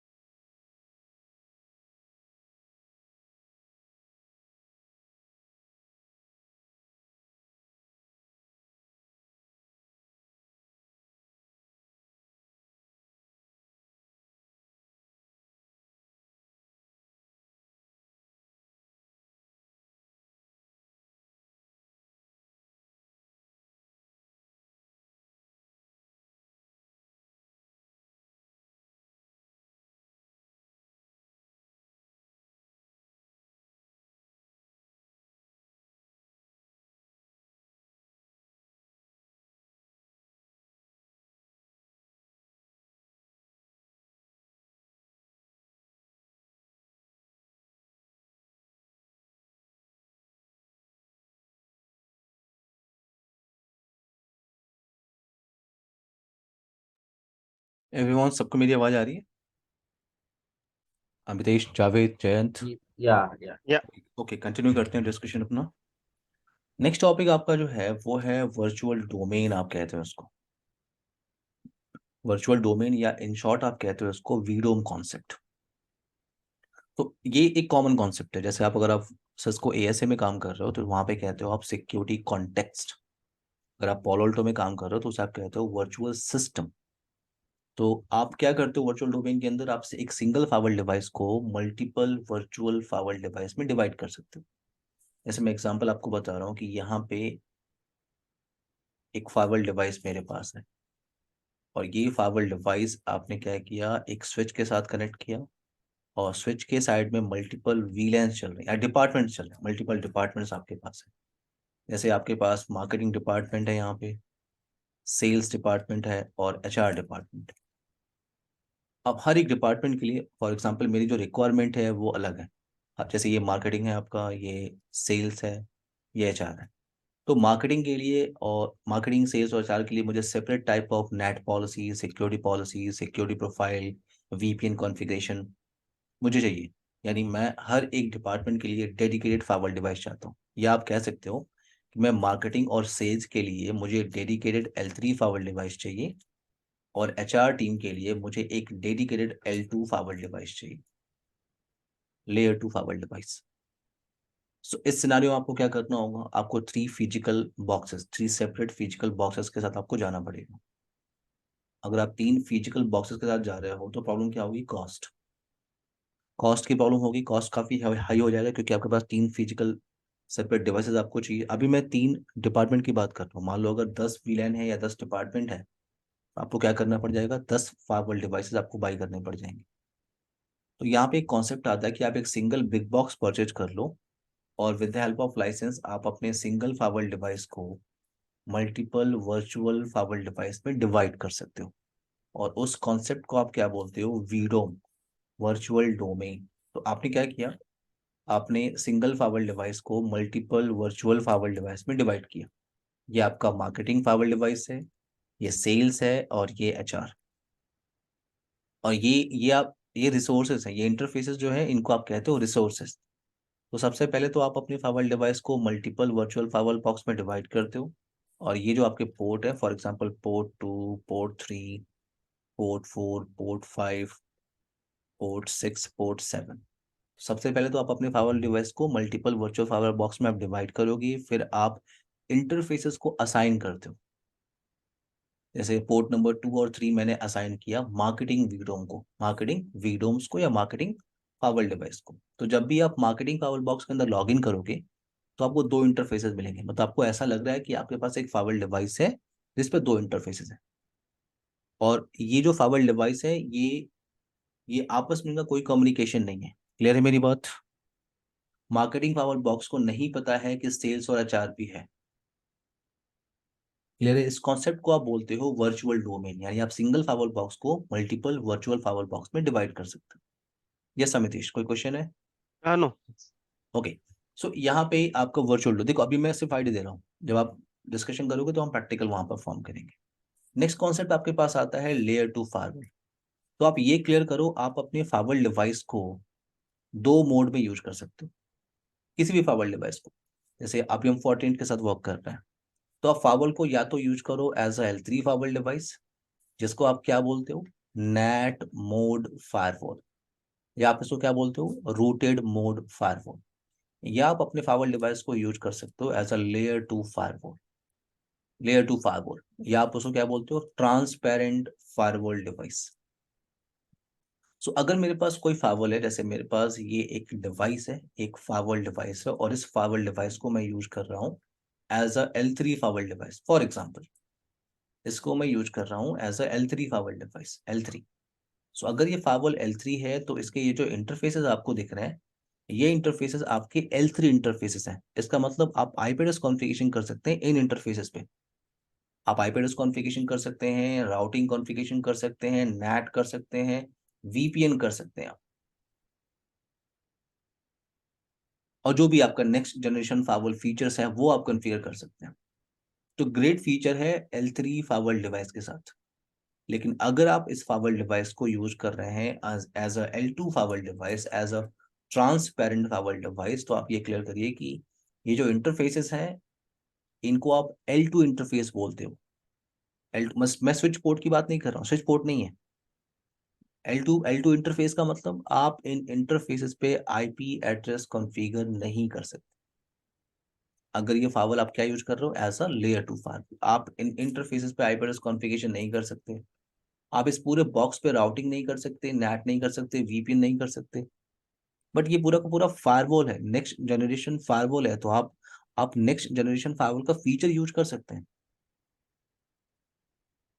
सो आई होप ये क्लियर हो गया होगा कि लेयर 2 फायरवॉल बॉक्स के साथ लिमिटेशंस है, राइट? क्यों? लेयर 3 बॉक्स अच्छा लग रहा होगा। तो right layer sir, to use इसमें कर क्यों रहे हैं सर? यहाँ पे हाँ, दो ये क्वेश्चन यही हाँ सर। क्वेश्चन है, यही क्वेश्चन है कि लेयर 2 यूज क्यों करें, क्योंकि लेयर 3 के साथ बेस्ट बेस्ट ऑप्शन मुझे दिख रहा है। क्यों? हम राउटिंग कर सकते हैं, नेट कर सकते हैं, VPN कर सकते हैं।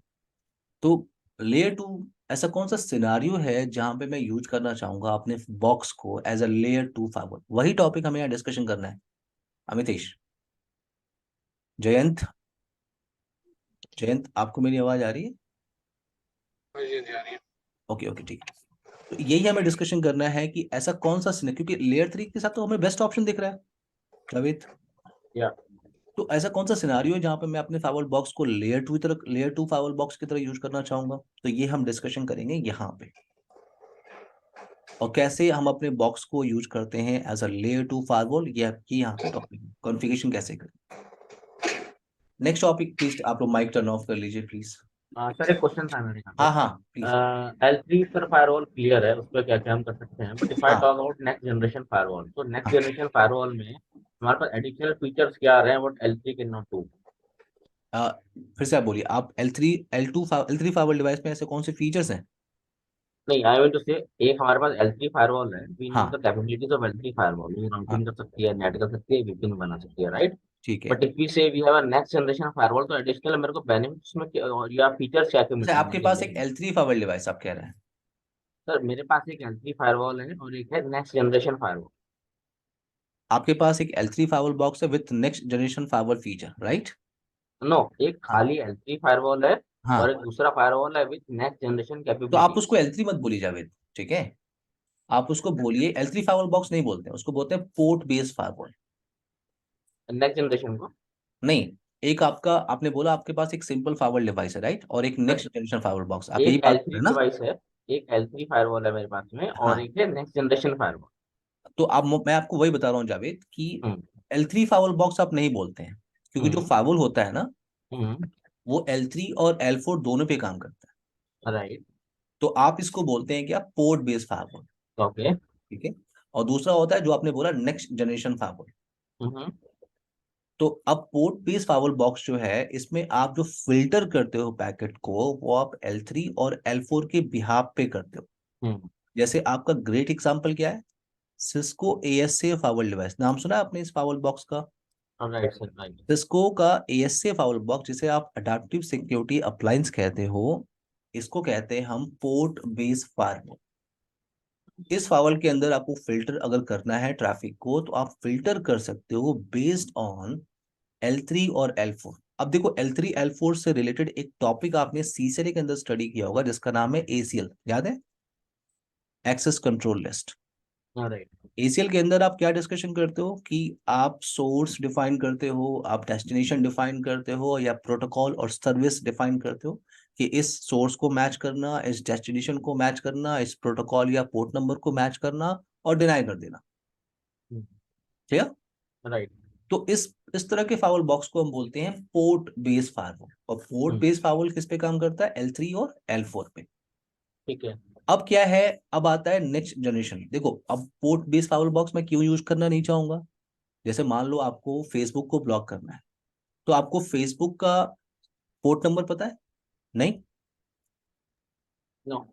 अच्छा, आप चलो एक एक एक एक ना कॉमन एग्जांपल ले लेते हैं। हम कॉलेज टाइम पे, जब हम लोग बीटेक करते थे, कॉलेज टाइम पे क्या करते थे, हम लोग बिट टोरेंट एप्लीकेशन यूज करते थे, याद याद है? राइट। मूवी डाउनलोड करना है, फ्री वर्जन, हम तो दोस्त ने आईडीएम डाउनलोड। करते थे तो। Proxy servers and all and all. हाँ, आप लोग तो अब जरा सोचो कि बिट टोरेंट एप्लीकेशन जो आप यूज करते हो मूवीज डाउनलोड करने के लिए, प्रॉब्लम क्या होती है उसमें? वो उसका पोर्ट डायनेमिक होता है, उसका पोर्ट आप आइडेंटिफाई कर ही नहीं सकते। वो TCP डायनेमिक और UDP डायनेमिक पोर्ट पे काम करता है। तो आपको मान लो पोर्ट नंबर अगर पता हो, तब तो आप उसे पोर्ट बेस्ड फाइवल बॉक्स पे डिफाइन कर सकते हो कि कोई भी सोर्स अगर किसी भी डेस्टिनेशन पे जा रहा है और ये पोर्ट नंबर एक है, उस पर अगर कम्युनिकेशन करेगा तो डना है। तो इतने सारे एप्लीकेशंस हैं, मुझे सबका पोर्ट नंबर याद नहीं है, राइट? लेकिन अगर आप किसी नेक्स्ट जनरेशन फाइवल बॉक्स के साथ काम कर रहे हो, तो उसमें उन एप्लीकेशन का सिग्नेचर डेटाबेस पड़ा होता है, ठीक है? तो आप जैसे भी राइट। किसी किसी भी एप्लीकेशन को एक्सेस करने की कोशिश करते हो, तो बिहाफ ऑफ एप्लीकेशन डेटा, आपका फायरवॉल ये डिटेक्ट कर लेता है कि आप किस एप्लीकेशन को एक्सेस करने की कोशिश कर रहे हो, यानी वो लेयर 7 पे जाके चेक कर रहा है। जावेद, ओके। क्लियर? या। यानी next generation firewall device layer 7 तक वर्क करता है, और जो आपका पोर्ट बेस्ड फायरवॉल डिवाइस है, वो आपका L3 और L4 पे वर्क करता है। आपको डिफरेंस क्लियर हुआ? Right. So basically, sir, we can say in next generation firewalls, we support the security control over let's say URL filtering, web filtering, application perfect, हाँ, control, URL antivirus filtering, and all and all. Application control, antivirus, file filter, yes exactly, okay, clear. ठीक है और sir, उसी ठीक है उसी sir. के मतलब मोड है जो L2 फाइबर एंड L3। हाँ, अब मोड जो है वो फार्मूल को यूज करने का है अमितेश। मान लो आपको अपने फार्मूल को यूज करना है एज L3, आप L3 यूज करो, आपको यूज करना है एज L2, आप L2 यूज करो। बट ये आपको क्लियर होना चाहिए कि किस सिनारियो में L3 यूज कर रहे हैं। अब L3 का तो सिनारियो मुझे हर जगह लग रहा है, क्यों? राइट। L3 का सिनारियो तो मुझे हर जगह लग रहा है। L3 मुझे लग रहा है क्योंकि राउटिंग भी कर सकता हूँ, नेट भी कर सकता हूँ, वीपीएन भी कर सकता हूँ, तो सिंपल सी बात है, मैं अपने फायरवॉल बॉक्स को L3 की तरह यूज करना चाहूंगा। तो ऐसा कौन सा सिनारियो है कि मैं अपने फायरवॉल बॉक्स को एज L2 की तरह यूज करूं? तो ये सस्पेंस आप यहाँ क्लियर करेंगे। क्लियर? ठीक है, ओके। जावेद, आपको क्लियर हुआ concept? Right right. Okay. Jayant, आपका कोई क्वेश्चन है? तो सर ये एक्चुअली मैं इस मतलब अलग है पॉइंट, ओएसपी वगैरह के रिगार्डिंग आपकी आवाज बहुत स्लो है, आई थिंक। ये सर ओएसपी राउटिंग वूटिंग में ओएसपी वगैरह यूज होता है जैसे तो सब कवर। आप लोग को भी आवाज जयंत की स्लो आ रही हाँ है। जवन, आपकी आवाज बहुत ही ऐसे एक तो क्लियर नहीं है और काफी लो भी है गेन। तो ये हेडफोन वगैरह यूज कर रहे हैं क्या? हाँ हाँ ये है ऐसा हुआ शायद कुछ चैट में। प्रॉब्लम है भाई। ओके, नो प्रॉब्लम, आप अपने क्वेश्चन को डाल दीजिएगा ग्रुप में, ठीक है जयंत? Okay okay. ठीक है, नो प्रॉब्लम। ओके, अब हम नेक्स्ट टॉपिक डिस्कशन कर रहे हैं, क्या? Login and monitoring. Everyone please mic आप लोग म्यूट कर लीजिए, कोई क्वेश्चन होगा तो अनम्यूट कर लीजिएगा। लॉगिन एंड मॉनिटरिंग का कॉन्सेप्ट क्या है? ये टॉपिक इंपॉर्टेंट क्यों होता है? क्योंकि क्योंकि कॉन्फ़िगरेशन मैंने कर लिया, मैंने पॉलिसी कॉन्फ़िगरेशन कर लिया, नेट पॉलिसी कॉन्फ़िगरेशन कर लिया, मैंने सिक्योरिटी प्रोफाइल क्रिएट कर लिया, ये सारी इन्फॉर्मेशन मैंने कॉन्फ़िगर कर ली। अब अगर कोई पॉलिसी पे हिट कर रहा है, कोई नेट पे हिट कर रहा है, कोई राउटिंग पे हिट कर रहा है, कोई वीपीएन टनल डाउन या अप हो गया, तो मैं उसे ट्रबल शूट कैसे करूँ? सो ट्रबल शूटिंग के लिए आपके पास टॉपिक क्या है? Logging and monitoring. क्योंकि ट्रबल शूटिंग के लिए हम क्या वेरीफाई करते हैं? लॉग्स। हम लॉग्स वेरीफाई करते हैं, लॉग्स के बिहाफ पे हम ट्रबल शूट करने की कोशिश करते हैं। तो यहाँ पे लॉगिन एंड मॉनिटरिंग का कॉन्सेप्ट है। तो देखो, लॉग्स को स्टोर करने के दो ऑप्शन होते हैं। या तो जो भी एक्टिविटी हो रही है उन लॉग्स को, जो लॉग्स हैं उनको आप स्टोर कर लो लोकल डेटाबेस में। लोकल डेटाबेस में यानी अगर आपके पास 14 फाइबर डिवाइस है और उसमें मान लो for example 120 SSD hard disk लगी हुई है आपके फाइबर डिवाइस पे, ये स्टोरेज है, तो आप ये क्लियर रखो कि 70% स्टोरेज आप कहाँ किस लिए यूज करते हो? लॉग्स के लिए। 70% स्टोरेज। तो आप अपने लॉग्स को लोकल डेटाबेस में स्टोर कर सकते हो, लोकल स्टोरेज में स्टोर कर सकते हो, या आपको लगता है कि नहीं, मुझे इन मेरे पास बहुत सारे लॉग्स आते हैं, मुझे उनको किसी रिमोट लॉगिंग सर्वर पे रखना है। यानी रिमोट लॉगिंग सर्वर का मतलब हो सकता है आपके पास सिसलॉग सर्वर हो या एसएनएमपी सर्वर हो। तो अपने लॉग्स को हम सिसलॉग पे कैसे भेजते हैं, एसएनएमपी पे कैसे भेजते हैं, ये हम डिस्कशन करेंगे। मैं आपको दोनों ऑप्शन दिखाऊंगा, कैसे सिसलॉग पे भेजते हैं और कैसे एसएनएमपी पे लॉग्स को भेजते हैं। हर तरह की लॉग्स आप वेरीफाई कर सकते हो। एक और ऑप्शन यहाँ पे है कि जब जब हम इसे ट्रबल शूट करते हैं, जैसे आपने सी से निकलते देखा होगा, डिबग कमांड आप चलाते हो बैकग्राउंड इंफॉर्मेशन वेरीफाई करने के लिए, आप पैकेट को कैप्चर करते हो ना। जैसे कोई इनसाइड मशीन कह रहा है कि मैं इंटरनेट एक्सेस नहीं कर पा रहा, तो आप उसके लिए पैकेट कैप्चर करते हो कि उसकी ट्रैफिक कहाँ पे ड्रॉप हो रही है। जावेद, अमितेश, जयंत, राइट। तो जो पैकेट कैप्चर का जो कॉन्सेप्ट होता है ना, वो आप हर जगह यूज करते हो, यहाँ भी यूज करते हो। तो पैकेट कैप्चर करने के बाद तो ग्राफिकल पेज पे चले जाओ आप, या दूसरा ऑप्शन है कि आप सीएलआई के थ्रू, यानी आपको पैकेट कैप्चर करने के लिए पहला ऑप्शन है कि आप जीयूआई के थ्रू आप जाओगे, दूसरा ऑप्शन है आपके पास सीएलआई के थ्रू। दोनों ऑप्शन डिस्कशन करेंगे कि हम कैसे पैकेट को कैप्चर करते हैं। तो ये जो टॉपिक है ये रिलेटेड है आपकी लॉगिन एंड मॉनिटरिंग, ये इंटरेस्टिंग टॉपिक है। नेक्स्ट टॉपिक आपके पास क्या आता है? वो है वीपीएन कॉन्सेप्ट। वीपीएन कॉन्सेप्ट, सो वेट। सर ये प्योरली न्यू है अपने लिए। यस, आप कोई क्वेश्चन पूछ रहा था, हाँ पूछिए। सर, आई वाज सेइंग ये 12 एंड 13 टॉपिक बिल्कुल नए हैं अपने लिए, स्क्रैच से देखना पड़ेंगे हमको। क्या कह रहे हैं जावेद? आप फिर से प्लीज प्लीज फिर से okay, repeat। I am saying sir this topic number 12 and 13 are absolutely new to us, तो ये कोई बात स्क्रैच नहीं, से कोई देखना बात नहीं, पड़ेगा। मैं प्रॉपर बेस से लेके चलूंगा, ठीक है? ठीक है। आप एकदम रिलैक्स रहिए।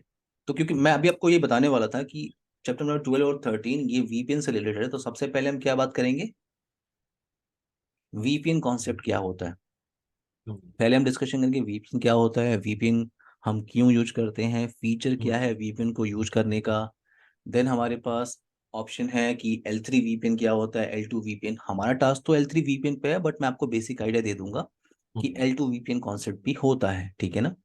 उसके बाद हम चलेंगे इंक्रिप्शन क्या होता है, हैशिंग क्या होता है, डिफी हेलमन क्या होता है, ये सब कॉन्सेप्ट। जब आप इम्प्लीमेंटेशन की बात करते हो तो वीपीएन हम दो तरह से इम्प्लीमेंट करते हैं। पहला ऑप्शन हम डिस्कशन करते हैं क्या, आईपीसेक, आईपीसेक वीपीएन। दूसरा ऑप्शन हम डिस्कशन करते हैं एसएसएल। जब आप इम्प्लीमेंटेशन की बात करते हो तो दो ऑप्शन होता है, आईपीसेक वीपीएन या एसएसएल वीपीएन।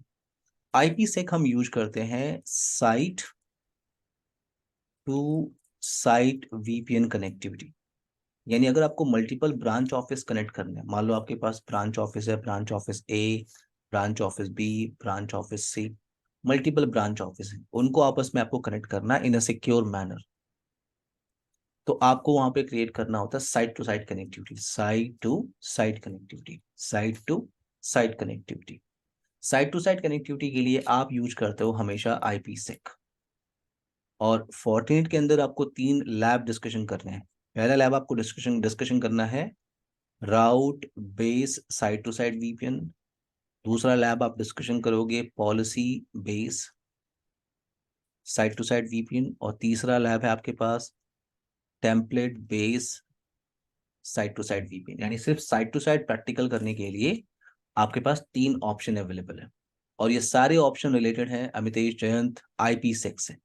यानी सिर्फ आईपीसेक आपका कम से कम 3 से 4 घंटे ले लेगा। क्लियर है। उसके बाद आप मूव करते हो एसएसएल वीपीएन। देखो मैंने आपको बोला कि पहला ऑप्शन है साइट टू साइट, दूसरा एक और वीपीएन इंप्लीमेंटेशन हम देखते हैं, वो है रिमोट एक्सेस वीपीएन।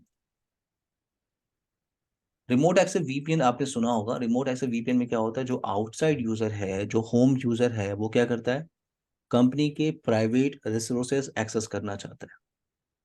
ओके, तो वो क्या करता है, जैसे यहाँ पे क्या है, आउटसाइड एक बंदा यहाँ बैठा हुआ है लैपटॉप लेके, उसके घर पे एक वाईफाई मॉडेम लगा हुआ है, वाईफाई मॉडेम के थ्रू वो इंटरनेट कनेक्टिविटी उसके पास है।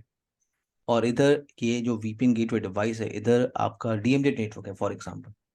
यहाँ पे आपके पास वेब सर्वर है, डीएनएस सर्वर है, एसएमटीपी सर्वर है। तो ये जो आउटसाइड यूजर है, ये आउटसाइड यूजर ये कंपनी के प्राइवेट रिसोर्सेस एक्सेस करना चाहता है ओवर दिस पब्लिक नेटवर्क। तो इसको पहले एक कनेक्शन स्टैब्लिश करना होगा। उस कनेक्शन को आप क्या बोलते हो, उस कनेक्शन को आप बोलते हो रिमोट एक्सेस वीपीएन कनेक्शन। वो कनेक्शन वो अपने लैपटॉप से, मोबाइल फोन से, डेस्कटॉप से, टैबलेट से स्टैब्लिश कर सकता है। जैसे वो कनेक्शन स्टैब्लिश होगा, उसके बाद वो अलाउ है प्राइवेट रिसोर्सेज को एक्सेस करने के लिए। और जो भी ट्रैफिक जा रही है in between his laptop and this VPN gateway device, ये पूरा का पूरा ट्रैफिक क्या है, इनक्रिप्टेड है, सिक्योर्ड है। इस कनेक्शन को आप बोलते हो रिमोट एक्सेस वीपीएन कनेक्शन। आप ये क्लियर रखो कि रिमोट एक्सेस वीपीएन कॉन्फ़िगरेशन करने के लिए 2 ऑप्शन है। या तो आप रिमोट एक्सेस कॉन्फ़िगर कर लो आईपीसेक के थ्रू, या आप उसे कॉन्फ़िगर करो थ्रू एसएसएल वीपीएन। देखो आप साइड टू साइड के लिए एक ही ऑप्शन आपके पास है, कौन सा, IPsec. IPsec, Amitesh Jayant Javed. But for remote access VPN configuration आप उसे आईपीसेक के थ्रू कॉन्फ़िगर कर लो, या आप उसे एसएसएल वीपीएन के थ्रू कॉन्फ़िगर कर लो। ठीक है, अब पॉइंट यहाँ पे ये है कि दोनों में डिफरेंस क्या है। अगर रिमोट एक्सेस वीपीएन कॉन्फ़िगरेशन करने के लिए दोनों ऑप्शन अगर अवेलेबल है, तो दोनों में से बेस्ट ऑप्शन कौन सा है, आईपीसेक या एसएसएल। तो हम ये बात करेंगे कि दोनों में डिफरेंस क्या है। ठीक है ना। अब हमारा जो प्रैक्टिकल का पार्ट है वो एसएसएल है। आईपीसेक कॉन्फ़िगरेशन कैसे करते हैं, आईपीसेक के थ्रू कैसे कॉन्फ़िगर करते हैं रिमोट एक्सेस, वो मैं आपको शो कर दूंगा। बट रिमोट एक्सेस के लिए जो पार्ट हमारा है वो क्या है, एसएसएल वीपीएन। रिमोट एक्सेस के लिए हम एसएसएल वीपीएन यूज करते हैं। अब क्यों एसएसएल वीपीएन यूज करते हैं, अभी मैंने आपको बताया कि हम डिस्कशन करेंगे कि क्या डिफरेंस है आईपीसेक और एसएसएल के बीच में, कौन सा मोस्ट वाइडली यूज या पॉपुलर ऑप्शन है रिमोट एक्सेस वीपीएन कॉन्फ़िगरेशन करने के लिए। तो यहाँ पे जब आप एसएसएल वीपीएन इंप्लीमेंट करते हो तो दो तरह के वीपीएन आप कॉन्फ़िगर करते हो। पहला ऑप्शन होता है वेब मोड, वेब मोड। और दूसरा ऑप्शन होता है आपके पास क्या, टनल मोड। वेब मोड को आप बोलते हो क्लाइंट लेस एसएसएल वीपीएन। यानी जब भी आप ब्राउजर बेस वीपीएन करते हो या आप ब्राउजर के थ्रू प्राइवेट रिसोर्सेस आप एक्सेस करते हो तो आप उसे कहते हो वेब मोड। और आपने एक एप्लीकेशन का नाम सुना होगा, अगर आप 48 में काम करते हैं या आपने किसी और फाइल पे काम किया होगा, तो रिमोट एक्सेस या वीपीएन एप्लीकेशन हम यूज करते हैं, जैसे 48 के अंदर यूज करते हैं 40 क्लाइंट। सुना है आपने किसी ने? Right, Cisco any connect. Cisco के अंदर होता है सिस्को एनी कनेक्ट, पोलो अल्टो के अंदर होता है ग्लोबल प्रोटेक्ट। ठीक है, तो 48 के अंदर एक एप्लीकेशन होता है 40 क्लाइंट। तो 40 क्लाइंट, सिंपल सा ऑप्शन, 40 क्लाइंट का एप्लीकेशन आउटसाइड यूजर अपने लैपटॉप में इंस्टॉल करता है, उसे पोर्टल की आईपी एड्रेस मिल जाती है, यूजर नेम पासवर्ड मिल जाता है, वो उसे एस्टैब्लिश कर लेता है। तो एसएसएल के अंदर आपको दो ऑप्शन डिस्कशन करने हैं, web mode and tunnel mode. यानी अगर आप सिर्फ ये दो टॉपिक की बात करोगे, IPsec एंड SSL VPN, तो ये टॉपिक मिनिमम 5 to 6 आवर ले लेगा, थ्योरेटिकल और प्रैक्टिकल इम्प्लीमेंटेशन। जयंत क्लियर है आपको? अमितेश क्लियर है? जावेद क्लियर है? यस। नेक्स्ट टॉपिक आपके पास आता है हाई अवेलेबिलिटी। ये कॉमन टॉपिक है, देखो जैसे नेट एक कॉमन टॉपिक है, VPN एक कॉमन टॉपिक है, हाई अवेलेबिलिटी भी कॉमन टॉपिक है। आप सिस्को में क्या बोलते हो? आप इसको सिस्को में बोलते हो fail over concept. Fail over concept, तो यहाँ पे क्या है, देखो जैसे सिनारियो ये है कि मेरे पास एक फाइवल डिवाइस था और ये फाइवल डिवाइस लैन से कनेक्टेड है, लैन से कनेक्टेड है, और ये पोर्शन आपका वैन साइड है। तो इस टोपोलॉजी में सब कुछ प्रॉपर वर्क कर रहा था, यानी आईपी एड्रेस यहाँ पे कॉन्फ़िगर थी, ये फास्ट इथरनेट 0/0, ये फास्ट इथरनेट 0/1। आपने प्रॉपर आईपी एड्रेस कॉन्फ़िगर किया था इंटरफेसेस पे, 10 डॉट 1 डॉट 12 डॉट 1। ये पब्लिक फेसिंग नेटवर्क है, ये लैन फेसिंग नेटवर्क है। तो इस फाइवल बॉक्स पे सब कुछ प्रॉपर कॉन्फ़िगर है, यानी आपने पॉलिसी कॉन्फ़िगरेशन किया है, नेट कॉन्फ़िगरेशन किया है, वीपीएन कॉन्फ़िगरेशन किया है, सब कुछ प्रॉपर है। यानी मेरा पॉइंट ये है कि ट्रैफिक ट्रेवल कर रही है थ्रू द फाइवल डिवाइस। बट इस टोपोलॉजी में प्रॉब्लम ये है कि आप एक सिंगल फाइवल बॉक्स के साथ काम कर रहे हो, आपके पास कोई बैकअप प्लान नहीं है, आपके पास कोई रिडंडेंसी नहीं है। ओके, अगर इन केस अगर ये बॉक्स पूरा का पूरा डाउन हो गया तो कनेक्टिविटी लॉस होगी, आपके लैन के यूजर वैन की तरफ नहीं जा सकते। तो आप क्या करते हो? आप बैकअप प्लान चलते हो या आप हाई अवेलेबिलिटी के साथ जाते हो। हाई अवेलेबिलिटी में आप क्या करते हो? आपने एक फाइवल डिवाइस और यहाँ पे ऐड किया, ये आपका फाइवल बॉक्स 1 है, ये आपका फाइवल बॉक्स 2। जैसे आप फाइवल बॉक्स 2 को आप ऐड करोगे तो आपको यहाँ पे टोपोलॉजी थोड़ी सी चेंज करनी होगी। ये स्विच 1 हो गया, ये स्विच 2 हो गया, और ये इंटरनेट कनेक्टिविटी हो गई, और ये आपका लैन। तो सेकेंड फाइवल बॉक्स मैंने किस लिए यूज किया? For high availability. आप ये क्लियर रखो कि हाई अवेलेबिलिटी के अंदर आपको दो मोड डिस्कशन करने हैं, जिसे आप कहते हो एक्टिव पैसिव हाई अवेलेबिलिटी। दूसरा ऑप्शन होता है active active high availability. Okay, active passive का मतलब क्या होता है? एक्टिव पैसिव में क्या होता है कि एक फाइवल बॉक्स आप यूटिलाइज कर सकते हो। यानी मान लो आपके हाई अवेलेबिलिटी क्लस्टर के अंदर अगर 4 आपने फाइवल डिवाइस लगा के रखे हैं, तो आप ये क्लियर रखो कि आप सिर्फ एक फाइवल बॉक्स को यूटिलाइज कर सकते हो, यानी एक फाइवल डिवाइस आपका एक्टिव होगा और बाकी जो रेस्ट 3 फाइवल डिवाइस है वो पैसिव स्टेट या स्टैंड बाय स्टेट में होंगे। जावेद, अभितेश, जयंत क्लियर है? जैसे Yeah. जैसे जैसे इस छोटे से एग्जांपल को आप लो, दो फाइवल डिवाइस है, अगर मैं एक्टिव पैसिव यूज कर रहा हूँ तो एक फाइवल बॉक्स मेरा एक्टिव होगा, एक फाइवल बॉक्स मेरा पैसिव होगा। In between firewall box 1 and firewall box 2 मैं एक लिंक यूज कर रहा हूँ। उस लिंक को आप क्या बोलते हो? फेल ओवर लिंक, या आप इसे बोलते हो हाई अवेलेबिलिटी लिंक। देखो अगर आप पोलो अल्टो में काम करते हैं ना, तो पोलो अल्टो में हम ये जो हाई अवेलेबिलिटी लिंक है, हमें दो लिंक की रिक्वायरमेंट होती है पोलो अल्टो में, जिसे आप कहते हो HA1 और HA2, या आप इसे कहते हो कंट्रोल लिंक, या इसे कहते हो data link. Okay, data link Palo Alto के अंदर। अगर आप सिस्को में काम करते हो तो सिंगल फेल ओवर लिंक चाहिए। अभी आप 48 में काम कर रहे हो तो आपको सिंगल फेल ओवर लिंक चाहिए, HA1, जिसे आप HA लिंक कहते हो, फेल ओवर लिंक।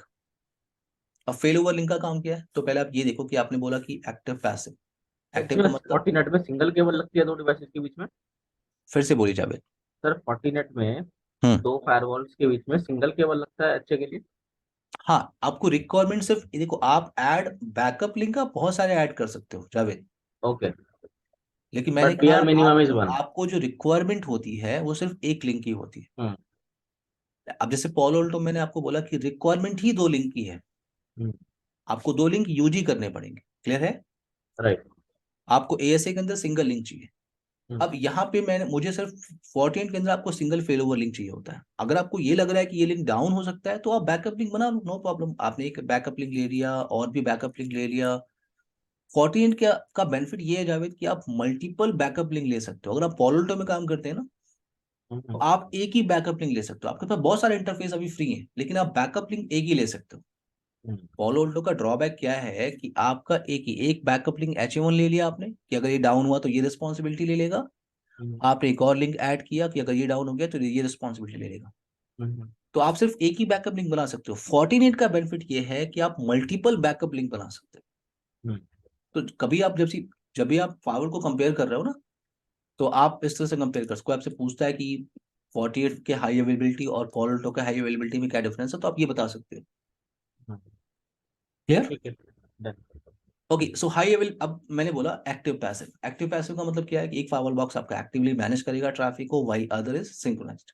तो ट्रैफिक आपकी एक्टिव के थ्रू जा रही है, ये बॉक्स आपका डाउन हुआ। जैसे बॉक्स डाउन हुआ उससे पहले आप ये क्लियर करो कि ये जो फेल ओवर लिंक है, इस फेल ओवर लिंक के थ्रू आपका जो फावर बॉक्स 1 है वो कीप अलाइव मैसेज या HS स्टेटस की इंफॉर्मेशन, वो या हार्ट बीट की इंफॉर्मेशन वो फावर बॉक्स 2 को भेज रहा है। वो बता रहा है कि हेलो मैं एक्टिव हूँ। तो फावर बॉक्स 2 आपका किस स्टेट में? पैसिव स्टेट में, ये थ्रू HA लिंक। जैसे ये बॉक्स डाउन हुआ, फावर बॉक्स 2 को थ्रू HA लिंक कोई भी हेलो पैकेट नहीं मिल रही, क्योंकि ये बॉक्स डाउन है, ये बॉक्स डाउन है। तो अगर इसे हेलो पैकेट नहीं मिल रही तो इसे ये आइडिया हो जाएगा, इसे क्लियर हो जाएगा कि ये बॉक्स डाउन है और अब मैं अपना मोड चेंज कर रहा हूँ। ये ऑटोमेटिकली क्या बन जाएगा? एक्टिव, और ट्रैफिक ऑटोमेटिकली ट्रैवल कर रही है via forward box 2। Amitesh clear है? Jayant, Javed? Right sir. Yes मैं आपको बेसिक आइडिया दे रहा हूँ, ये कोई टॉपिक डिस्कशन नहीं कर रहा हूँ, कोई डीपली बात नहीं कर रहा हूँ कि हेलो पैकेट के अंदर क्या इन्फॉर्मेशन है। हम बात करेंगे हाई अवेलेबिलिटी, अपने आप में पूरा 1-2 घंटे का टॉपिक है। तो ये आपके टॉपिक्स हैं जो आपको डिस्कशन करने हैं Fortinet फावर बॉक्स के अंदर। कल से हम टॉपिक स्टार्ट करेंगे, ठीक है एवरीवन? सर मैं मेरे यहाँ रिकॉर्डिंग, एक क्वेरी हाँ है। हाँ, आप स्टॉप कर सकते हैं रिकॉर्डिंग। एक्चुअली मेरा जो मोटो है, मैं एक यूसी डोमेन में काम कर रहा हूँ। यूसी डोमेन से मुझे सिक्योरिटी डोमेन में काम चेंज कर मूव करना है। और मेरे ऑर्गेनाइजेशन में पालो अल्टो फायरवॉल यूज होती है। तो मैं ग्रेट। सारे टॉपिक नहीं, but at least the introduction and initial configuration का जो टॉपिक है, आपको जब सूट करे, आज स्टार्टिंग में या फिर लेटर ऑन, आप उस वो पालो अल्टो के लाइक इंटरफेस से आप करा सकते हैं क्या? नहीं अमितेश, थोड़ा सा काफी काफी चैलेंजिंग होगा। देखो अमितेश, आप जब Palo Alto देखो, अब मैं आपको क्या बोला, आप ये जो Fortinet है, मैं आपको क्या बोला, कितने घंटे का टॉपिक है? 3 से 4 घंटे।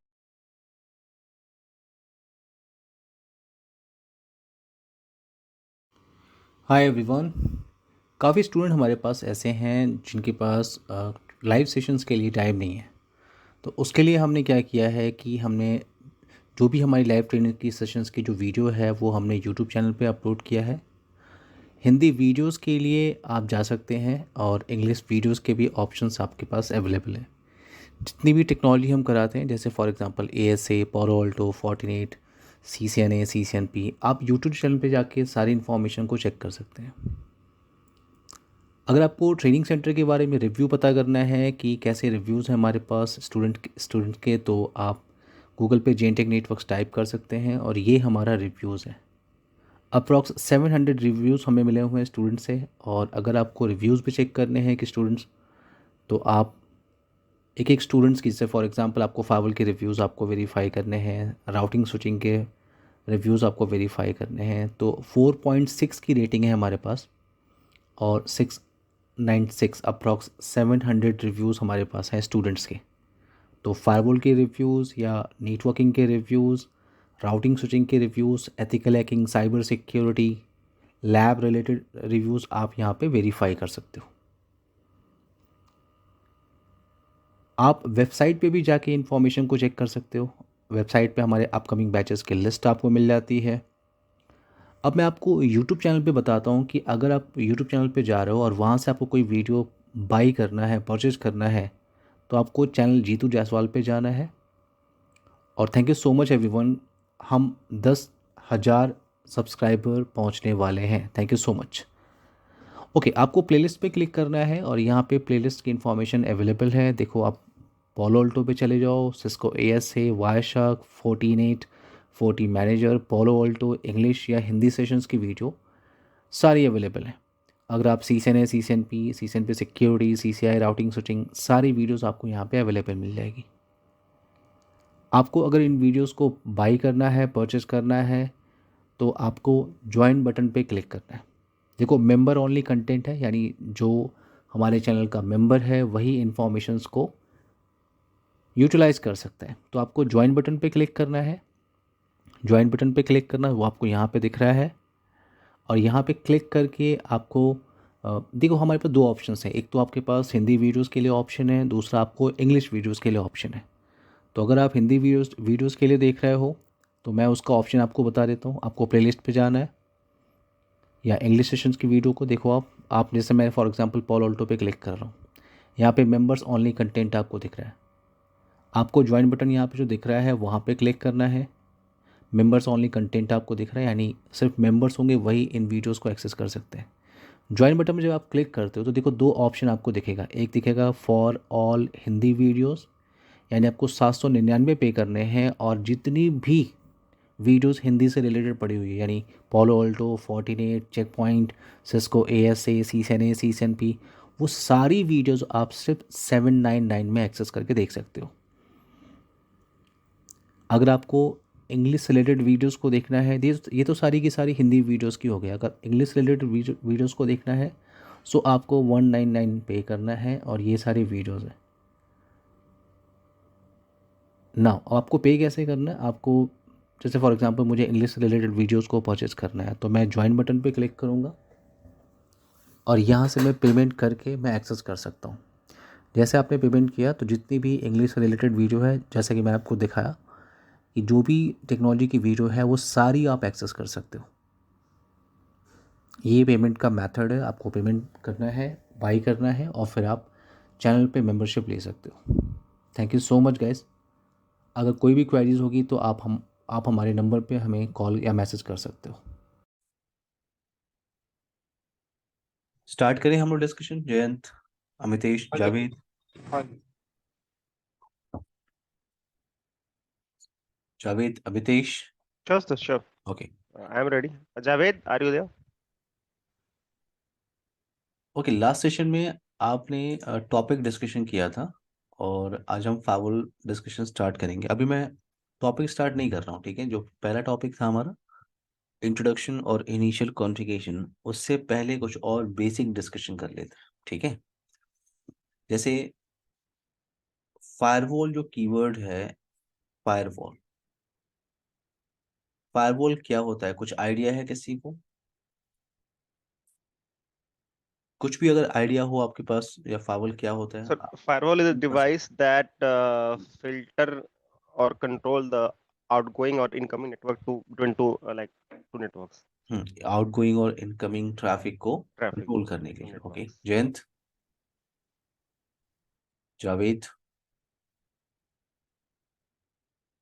जैसे राउटर जो डिवाइस होता है वो राउटिंग फीचर्स के लिए हम यूज करते हैं। स्विच जो डिवाइस होता है वो स्विचिंग फीचर के लिए यूज करते हैं। फायरवॉल क्या होता है? तो firewall is just like a router. आप ये पहले क्लियर कर लो। Firewall is just like a router. जैसे राउटर पे आप एक फीचर यूज करते हो, राउटिंग का फीचर, सेम फीचर आप कॉन्फ़िगर कर सकते हो फायरवॉल डिवाइस पे। आप नेट करते हो राउटर पे, फायरवॉल पे भी कर लो। वीपीएन करते हो राउटर पे, आप फायरवॉल पे भी कर लो। So firewall is just like a router. Okay, ये क्लियर रखना है। या आप कह सकते हो firewall is a system that can manage access between networks. Between networks का मतलब, फायरवॉल जब हम स्टडी करते हैं तो हम तीन तरह के नेटवर्क्स देखते हैं यहाँ पे। पहला होता है, हम कहते हैं कि ये इनसाइड नेटवर्क है या लैन नेटवर्क है। दूसरा हम कहते हैं क्या, वैन नेटवर्क। और तीसरा ऑप्शन क्या होता है, डीएमजे। तो आई होप लैन के बारे में तो आपको क्लियर होगा। लैन नेटवर्क क्या होता है आपका? जो आपका Yes. प्राइवेट नेटवर्क है आप उसे लैन कहते हो। जो आपका पब्लिक नेटवर्क साइड है, पोर्शन है, उसे आप वैन कहते हो। डीएमजेड नेटवर्क क्या होता है? जिसे आप डीमिलिटराइज जोन कहते हो। कुछ आइडिया है डीएमजेड नेटवर्क किसे Sir, कहते हैं? any device that is placed between WAN and LAN. So, ठीक है, उसकी so रिक्वायरमेंट क्यों है? suppose suppose we have a device that is used to connect with, from both of the networks, right? So basically Okay. it's something translating to the public, and as well as it is connecting at same time to the internal host but उसकी as well. Requirement क्यों है? उसकी requirement क्यों? जो devices मैं अलग से zone में रख रहा हूँ वो लैन में ही रख देता हूँ मैं, अलग से मुझे जोन बनाना ही क्यों है? सर एक्चुअली कुछ ऐसे डिवाइसेस होते हैं कि शायद जिसपे सर हमें लाइक उनकी इंटरनल नोड से भी रजिस्ट्रेशन है that is on LAN IP. At the same time they need a public IP for similar device to connect to outside network. So वहाँ पे NAT कंसेप्ट का यूज करते हुए उनको ट्रैवर्स करना पड़ता है with the same for the same device. देखो, Maybe डीएमजेड का है रूल कि ऐसे सर्वर जिनको आपको पब्लिकली अलाउ करना है, ठीक है, okay. पब्लिकली। मैं आपको एक्सप्लेन करता हूँ। देखो, जैसे आपके पास एक फाइवल डिवाइस है, ठीक है, फाइवल डिवाइस है और ये आपका लैन पोर्शन हो गया। चलो मान लो डीएमजेड है नहीं हमारे पास, ठीक है एवरीवन, तो ये हमारे पास लैन नेटवर्क है, ये स्विच हो गया और ये पब्लिक नेटवर्क साइड हो। अब लैन के साइड पे आपने क्या रखा है? जो आपके सर्वर्स हैं, जैसे फॉर एग्जांपल ये कंपनी का वेब सर्वर है, ये कंपनी का डीएनएस सर्वर है, ये कंपनी का एसएमटीपी सर्वर है और ये एफटीपी सर्वर। और बाकी मशीनें आपके लैन में जो मशीनें होती हैं वो आपने रखा हुआ है। और कंपनी के कुछ कॉन्फिडेंशियल सर्वर्स हैं, जो आपने लैन में रखा हुआ है। अब मेरा पॉइंट ये है कि ट्रैफिक अगर आउटसाइड से आती है, अब देखो सिंपल सी बात है, आप बाहर से ट्रैफिक तो अलाउ करोगे ना अपने नेटवर्क में, अमितेश, जावेद, जयंत, आप बाहर से ट्रैफिक तो अलाउ करोगे ना कि वो web server Yes, access sir. कर सके, या कोई ऐसा पर्सन है जिसको फाइलें अपलोड या डाउनलोड करनी है एफटीपी सर्वर पे।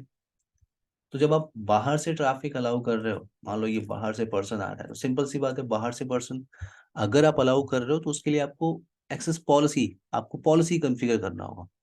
और पॉलिसी के अंदर आपने डिफाइन किया कि ठीक है, कोई भी पर्सन बाहर से आ रहा है या इस पर्टिकुलर मशीन का आपको आईपी एड्रेस पता है कि हाँ, अगर ये मशीन बाहर से आएगी तो वो इस पर्टिकुलर वेब सर्वर से कम्युनिकेशन करेगी और पर्टिकुलर सर्विस ही यूटिलाइज करेगी और चली जाएगी।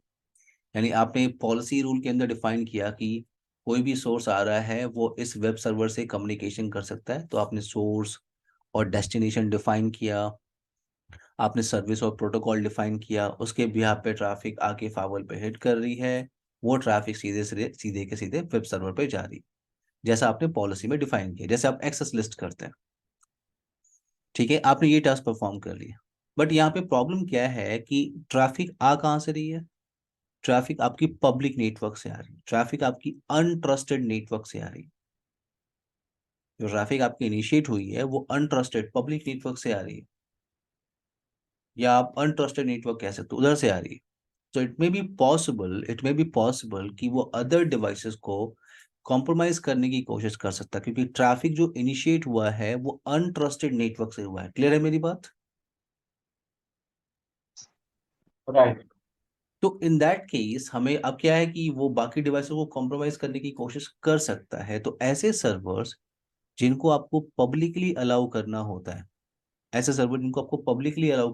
है, उन सर्वर्स को आप अपने लैन में नहीं रखते। जैसे ये वेब सर्वर है, डीएनएस है, एफटीपी है, एसएमटीपी सर्वर्स हैं, इनके लिए मैंने एक सेपरेट जोन क्रिएट कर लिया।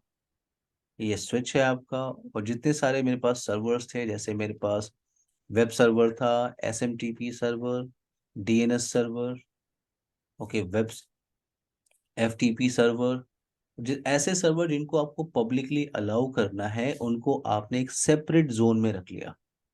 अब क्या होगा? अब अगर बाहर से कोई भी ट्रैफिक आ रही है, अब बाहर से कोई भी ट्रैफिक आके अगर इस डिवाइस पे हिट कर रही है, तो फायरवॉल उस ट्रैफिक को सीधे रीडायरेक्ट कर देगा डीएमजेड जोन की तरफ। यानी आउटसाइड से अगर कोई ट्रैफिक आ रहा है तो वो आपके लैन में नहीं जाएगा। लैन नेटवर्क क्या है आपका? सिक्योर है। तो ऐसे सर्वर जिनको पब्लिकली अलाउ करना होता है, उन सर्वर्स को हम कहाँ रखते हैं? DMZ network. अमितेश, क्लियर है? सर इसको डीएम की कुछ हम डिफाइन कैसे करेंगे? फिर से बोलिए। Javed. Sir I hmm am saying हमने यहाँ पे डीएमजी में डिफाइन किया जैसे LAN separate LAN network, hmm right? Hmm तो डीएमजी बस इतना ही है, मैं सेपरेट लैन नेटवर्क है डीएमजी कि सिर्फ आपको नाम डिसाइड करना हो, सिर्फ एक नाम है जावेद। जो लैन भी जो आप ले रहे हो ना लैन, हम्म ये भी सिर्फ एक नाम है। हम्म आप कुछ भी नाम ले लो, अपना नाम ले लो आप, नो प्रॉब्लम। हम्म तो बस एक नाम है, एक टर्म है। चूंकि हम टेक्निकल बात कर रहे हैं तो यहाँ पे टेक्निकल टर्म है कि एक लैन पोर्शन हो गया, एक हम्म वैन पोर्शन हो गया, एक डीएमजेड। आप कुछ भी नाम ले सकते हो, नो प्रॉब्लम। हम्म। क्लियर? सर कई जगह हमने सुना है, देखा भी है कि डीएमजी में ना एक और फायरवॉल ऐड हो जाती है, डीएमजी में एक और फायरवॉल ऐड हो जाती है, राइट? क्यों? Sir just for additional security देखा है कि people do like this. Firewall आप क्यों ऐड करेंगे? जब आप डीएमजेड यहाँ बोल ही चुके हैं, हम्म ये डीएमजेड पोर्शन ही है, तो आप फायरवॉल क्यों ऐड करेंगे? एक और फायरवॉल ऐड करने का मतलब आप समझे? अब इसके बीच में कनेक्टिविटी हो गई। फायरवॉल ऐड आप नहीं करोगे। देखो, रिक्वायरमेंट होती है किसी चीज की, आप ऐसे डिवाइसेस ऐड नहीं करते। डीएमजे नेटवर्क आपने बोल दिया, अब आपका फायरवॉल उस ट्रैफिक को सिक्योर करना है। कोई भी ट्रैफिक आपकी बाहर से आ रही है तो फायरवॉल उस ट्रैफिक को, अब ये रीडायरेक्ट कैसे होता है तो ये आपको प्रैक्टिकल में देखना है। जब आप डेस्टिनेशन नेट डिस्कशन करोगे, वहां मैं आपको लाइव दिखाऊंगा कि कैसे ट्रैफिक को रीडायरेक्ट करते हैं किसी सर्वर पे।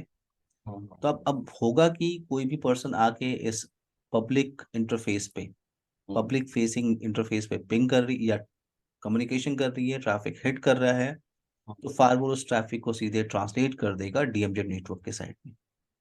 डीएमजेड का पोर्शन क्लियर है? डीएमजेड क्यों यूज करते हैं? जयंत, जावेद, नहीं अमितेश, सर, बता दीजिए पर। क्लियर है? हाँ सर, जो आपने समझाया दैट इज क्लियर। ठीक है, ओके। सो हमारे पास सर, जो पॉइंट जावेद कह रहा था, like we place sometime that network और that particular segment between two firewalls.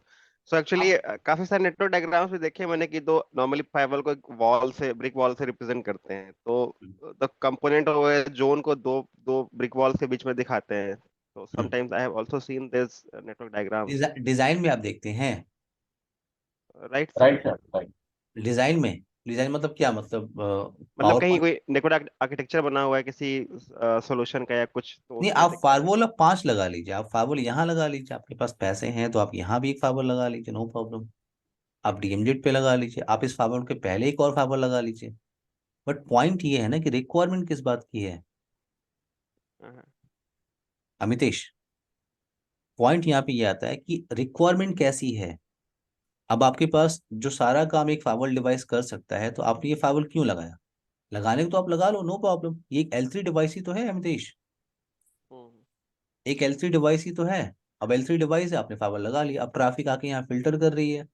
अब आप इनके बीच में एक कम्युनिकेशन बना रहे हो, फिर ट्रैफिक इनके बीच में आप अलाउ कर रहे हो एक इंटरफेस से दूसरे इंटरफेस पे।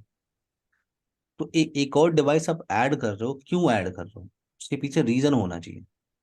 क्लियर है? आप ऐड कर सकते हो। देखो, आप एक फाइबर पे काम करना जानते हो ना, तो आप यहाँ हम्म, पे 10 फाइबर लगा के काम कर लो, नो प्रॉब्लम।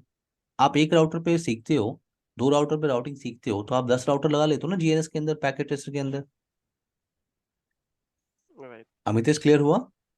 हाँ, क्लियर है। तो तो एक फायरवॉल पे जो फीचर आप यूज करते हो क्योंकि वो, सर अब तक मैं अंडर इंप्रेशन नहीं था कि डीएमजी, मतलब और जो भी डीएमजी के बारे में मुझे लगता है ये भी एक पॉइंट है कि DMZ is a zone that is placed between two firewalls as well. नहीं नहीं नहीं नहीं नहीं नहीं, कभी नहीं, कभी नहीं। डीएमजी जो जोन है आपका, वो हम इसलिए यूज करते हैं कि जब हमें ऐसे सर्वर्स जिनको पब्लिकली अलाउ करना होता है, ये सर्वर्स आपका वेब सर्वर है, आपका डीएनएस है, एसएमटीपी है, एफटीपी, इन सर्वर्स को मुझे पब्लिकली अलाउ करना है। यानी पब्लिक पर्सन, आउटसाइड से पर्सन इस सर्वर्स को एक्सेस करते हैं, तो मैं नहीं चाहता कि वो लैन में मैं रखूं तो अदर मेरे डिवाइसेस भी कॉम्प्रोमाइज हों, इसलिए मैंने एक सेपरेट जोन बना लिया। नहीं सर, दैट इज करेक्ट। लैन से सेग्रीगेट रहेगा, बट गूगल पे भी अगर आप देखेंगे कोई भी इमेज डिमिलिटराइज्ड जोन आर्किटेक्चर की, वो हम्म। 2 फायरवॉल के बीच में इसको शो करता है।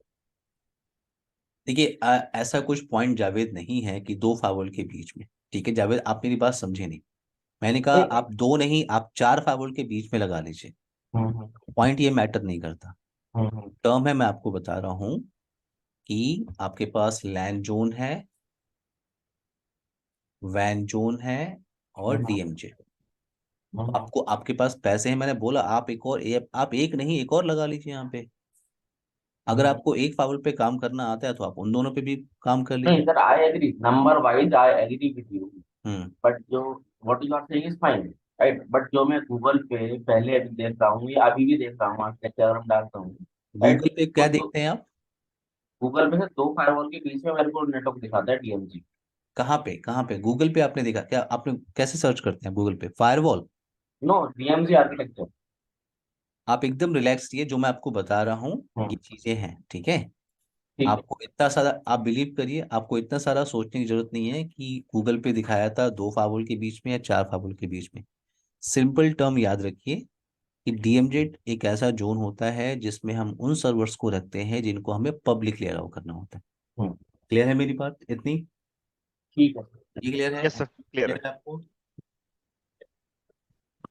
नाउ, अब यहाँ पे फाइवल के टेक्निक्स होते हैं, देखो कुछ ऐसी कॉमन टेक्निक्स होती है जो हर एक फाइवल करता है। तो हम फाइवल की अच्छा, फाइवल टेक्निक डिस्कशन करने से पहले आप ये पहले जान लो कि मार्केट में बहुत सारे वेंडर्स हैं जो next generation firewall features provide करते हैं। ये एक रिपोर्ट है जो गार्टनर की रिपोर्ट है। गार्टनर एक एजेंसी है जो सर्वे करती है। किसी भी टेक्नोलॉजी के बारे में आपको इन्फॉर्मेशन निकालनी होती है तो आप गार्टनर पे जाते हो। जैसे आपको लेटेस्ट एंटीवायरस की या आप या पॉपुलर एंटीवायरस की इंफॉर्मेशन आपको निकालनी है, पॉपुलर सर्वर कौन सा है मार्केट में, तो यहाँ पे अभी जो रिपोर्ट है ये गार्टनर की रिपोर्ट है। आप गूगल से डाउनलोड कर सकते हो। गूगल पे जाओगे, आप लिखोगे गार्टनर रिपोर्ट, तो आपको कुछ इन्फॉर्मेशन डालनी होती है, अपनी ईमेल आईडी, एक अकाउंट बना लो आप, तो आप ये रिपोर्ट डाउनलोड कर सकते हो। इस रिपोर्ट के हिसाब से क्या है कि उन्होंने, ये सारे के सारे वेंडर हैं जो फायरवॉल नेक्स्ट जनरेशन फायरवॉल बनाते हैं, ये सारे वेंडर आपके पास। गार्टनर ने क्या किया, सर्वे के बाद इन सारे वेंडर्स को एक कैटेगरी में डिवाइड किया। गार्टनर ने बोला कि मार्केट में कुछ लीडर्स हैं, कुछ चैलेंजर्स हैं, कुछ नाइस प्लेयर्स हैं और कुछ विजनर्स हैं। लीडर्स का मतलब ये मार्केट में लीडर है, टॉप फायरवॉल डिवाइसेस हैं, जैसे आपका पोलो ऑल्टो है, आपका फोर्टिनेट है और चेक पॉइंट। ये तीन वेंडर जो है ये टॉप वेंडर है मार्केट में। सिस्को भी है, लेकिन सिस्को लीडर में नहीं आता, सिस्को आपका चैलेंजर में आता है। क्यों? क्योंकि सिस्को का एफटीडी, फायर पावर थ्रेट डिफेंस, ये डिवाइस बेस्ट है, लेकिन एक सिंगल एफटीडी की कॉस्ट में आप बड़े आराम से दो फोर्टिनेट लगा सकते हैं, दो पोलो ऑल्टो लगा सकते हैं। तो जब वही सारे फीचर्स मुझे लीस्ट कॉस्ट में मिल सकते हैं तो मैं फोर्टिनेट या पोलो ऑल्टो पे जाऊंगा। तो पॉइंट मेरा यहाँ पे ये है कि सिस्को भी है बट वो लीडर नहीं है मार्केट में, वो चैलेंजर है। और भी वेंडर्स हैं आपके पास, बैराकूडा है, सोफोस है, फोर्स पॉइंट है, ये सारे वेंडर्स, बट हमारा फोकस टॉप लीडर पे है। और अभी हमारा फोकस किस पे है? फोर्टिनेट। तो फोर्टिनेट जो डिवाइस आप स्टडी कर रहे हो वो मार्केट में लीडर पे है, यानी पोलो ऑल्टो, चेक पॉइंट और फोर्टिनेट, ये तीन वेंडर क्या है? Leader in the market.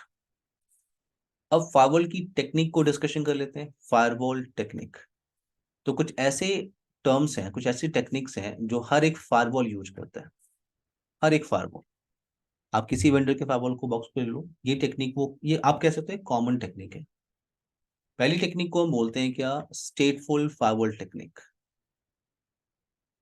स्टेटफुल firewall technique, किसी ने नाम सुना है स्टेटफुल फायरवॉल टेक्निक? सुना है sir, but don't know the concept. Okay, no problem. First आपका होता है स्टेटफुल फायरवॉल। स्टेटफुल फायरवॉल क्या होता है? पहले तो आप ये क्लियर करो, जो आपका फायरवॉल डिवाइस होता है वो स्टेटफुल डिवाइस होता है, जो आपका राउटर होता है वो स्टेटलेस होता है। अब स्टेटफुल क्या होता है, उसकी रिक्वायरमेंट क्यों है? देखो आप यहाँ पे, जैसे हम एक एग्जांपल के लिए स्टेटफुल फायरवॉल टेक्निक को समझने के लिए यहाँ पे हम एक फायरवॉल ले लेते हैं, हम एएसए फायरवॉल ले लेते हैं पहले।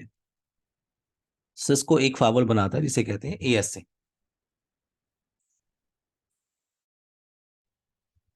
अडेप्टिव सिक्योरिटी अप्लायंस आप इसे कहते हो। ये आपका लैन पोर्शन हो गया, लैन के साइड में एक मशीन आपने लगाया हुआ है। ये आपका वैन पोर्शन। ओके, एएससी मैंने एग्जांपल के लिए लिया है, किस लिए लिया हुआ है? क्योंकि हम स्टेटफुल फायरवॉल डिस्कशन कर रहे हैं। अब यहाँ पे क्या होता है, ये पोर्शन आपका 0/0, फॉर एग्जांपल ये 0/1 इंटरफेस। अब आप सिस्को एएसए में होता क्या है, प्री डिफाइंड कीवर्ड होते हैं। प्री डिफाइंड कीवर्ड, जैसे आप इस इंटरफेस पे आ रहे हो, आप इस इंटरफेस पे आ रहे हो और इस इंटरफेस पे आके आपने प्री डिफाइंड कीवर्ड टाइप किया इनसाइड, INSIDE। अगर आपने ये प्री डिफाइंड कीवर्ड टाइप किया 0/0 इंटरफेस पे जाके, तो इस इंटरफेस पे सिक्योरिटी लेवल मिल जाता है 100। आप ये क्लियर रखो कि जो सिस्को ASA फायरवॉल डिवाइस है वो सिक्योरिटी लेवल के कॉन्सेप्ट पे काम करता है, सिक्योरिटी लेवल के कॉन्सेप्ट पे। और सिक्योरिटी लेवल की जो रेंज होती है वो 0 से लेके 100 होती है। जैसे ही आपने इस इंटरफेस पे बोला इनसाइड, INSIDE, इस इंटरफेस का जो सिक्योरिटी लेवल हो गया वो हो गया 100। दूसरा इंटरफेस 0/1, आप इस पे कुछ भी टाइप कर लो, अपना नेम टाइप कर लो, मेरा नेम टाइप कर लो, लेकिन मैं यहाँ पे ले रहा हूँ आउटसाइड, वर्ड में ले रहा हूँ क्या, आउटसाइड। तो अगर आपने इनसाइड कीवर्ड को छोड़ के कुछ भी टाइप किया किसी भी इंटरफेस पे, तो उस इंटरफेस की सिक्योरिटी लेवल हो जाती है 0। तो सिस्को ASA फावल बॉक्स पे जो जो कंडीशन होती है ट्रैफिक फ्लो होने की, वो कंडीशन ये होती है कि बाय डिफॉल्ट ट्रैफिक अलाउ होता है higher security level to lower security level. आपको कुछ भी कॉन्फ़िगर नहीं करना, एक नया फायरवॉल डिवाइस है आपके पास, आपको कोई पॉलिसी भी कॉन्फ़िगर नहीं करना। By default, by default traffic allow होता है हायर सिक्योरिटी लेवल से लोअर सिक्योरिटी लेवल की तरफ, कोई पॉलिसी कॉन्फ़िगर नहीं करना। अब ये सब बातें मैं क्यों कर रहा हूँ, क्योंकि हमारा टॉपिक क्या है, स्टेटफुल फायरवॉल टेक्निक, वो हम समझने की कोशिश कर रहे हैं। तो यहाँ पे ये जो इनसाइड मशीन है जिसका IP एड्रेस क्या है 192.168.10.10, ये इनसाइड मशीन, इसको कम्युनिकेशन करना है आउटसाइड इस सर्वर से जिसका IP एड्रेस है फॉर एग्जांपल 8.8.8। तो जैसे ही ये ट्रैफिक आके हिट कर रही है, जैसे ही ट्रैफिक आके यहाँ पे हिट कर रही है फायरवॉल डिवाइस पे, तो फायरवॉल क्या करेगा, जैसे कोई ट्रैफिक आके हिट करेगी, फायरवॉल ये वेरीफाई कर रहा है ओके ट्रैफिक आ रही है इनसाइड नेटवर्क से, यानी ट्रैफिक आ रही है हायर सिक्योरिटी लेवल से, और इसको जाना किधर है, लोअर सिक्योरिटी लेवल की तरफ। तो बाय डिफॉल्ट ट्रैफिक अलाउ होता है, अभी मैंने बोला आपको कि ट्रैफिक बाय डिफॉल्ट अलाउ होता है higher security level to lower security level. आपको कोई पॉलिसी कॉन्फ़िगरेशन नहीं करनी होती। फोर्टिनेट में ऐसा नहीं होता, पोलो अल्टो में ऐसा नहीं होता, चेक पॉइंट में ऐसा नहीं होता, फायर पावर में ऐसा नहीं होता, सिस्को ASA में कॉन्सेप्ट। तो अब यहाँ पे ट्रैफिक आ रही है हायर सिक्योरिटी लेवल से और किधर जा रही है, लोअर सिक्योरिटी लेवल की तरफ।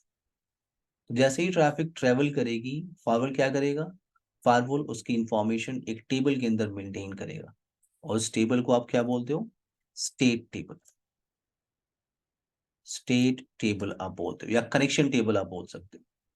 जैसे ही कोई ट्रैफिक थ्रू द अप्लायंस जाएगी, फायरवॉल उस ट्रैफिक की इंफॉर्मेशन एक टेबल के अंदर मेंटेन कर रहा है जिसे आप स्टेट टेबल कहते हो। स्टेट टेबल के अंदर क्या इंफॉर्मेशन मेंटेन करता है वो, फर्स्ट वो मेंटेन करता है क्या, source IP, source port number, destination IP, destination port number.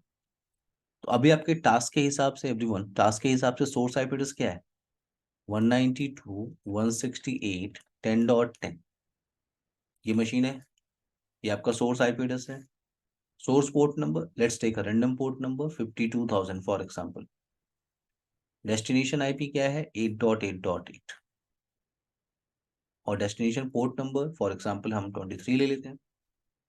तो ये traffic through the firewall box जा रही है, ये ट्रैफिक आपकी थ्रू द फायरवॉल बॉक्स जा रही है। और जैसे ही कोई traffic through the firewall box जाएगी, फायरवॉल उस ट्रैफिक की इंफॉर्मेशन एक टेबल के अंदर मेंटेन करता है, उसे एक स्टेट टेबल या कनेक्शन टेबल कहते हैं। और ये इंफॉर्मेशन, ये जो स्टेट टेबल है, आपको हर एक फायरवॉल बॉक्स में मिलती है। अमितेश क्लियर है, जावेद, जयंत? Yes sir. अब यहाँ पे ये है कि what about reply packet, what about reply packet, यानी अगर 8.8.8 अगर सिंपल सी बात है, ट्रैफिक जाके वहां हिट करेगी तो वो रिप्लाई पैकेट भेजेगा। अब अगर 8.8.8 रिप्लाई पैकेट भेज रहा है इस इंटरफेस पे, तो क्या होगा, ट्रैफिक किधर से आ रही है, लोअर सिक्योरिटी लेवल पे, और जाने की कोशिश कर रही है हायर सिक्योरिटी लेवल पे। क्या होगा जयंत, जावेद, ड्रॉप कर देंगे। ड्रॉप हो जाना अमितेश, चाहिए, by sir default drop. Drop हो जाना चाहिए। जयंत? रिप्लाई पैकेट आपकी आउटसाइड से आ रही है तो क्या वो ट्रैफिक अलाउ करेगा?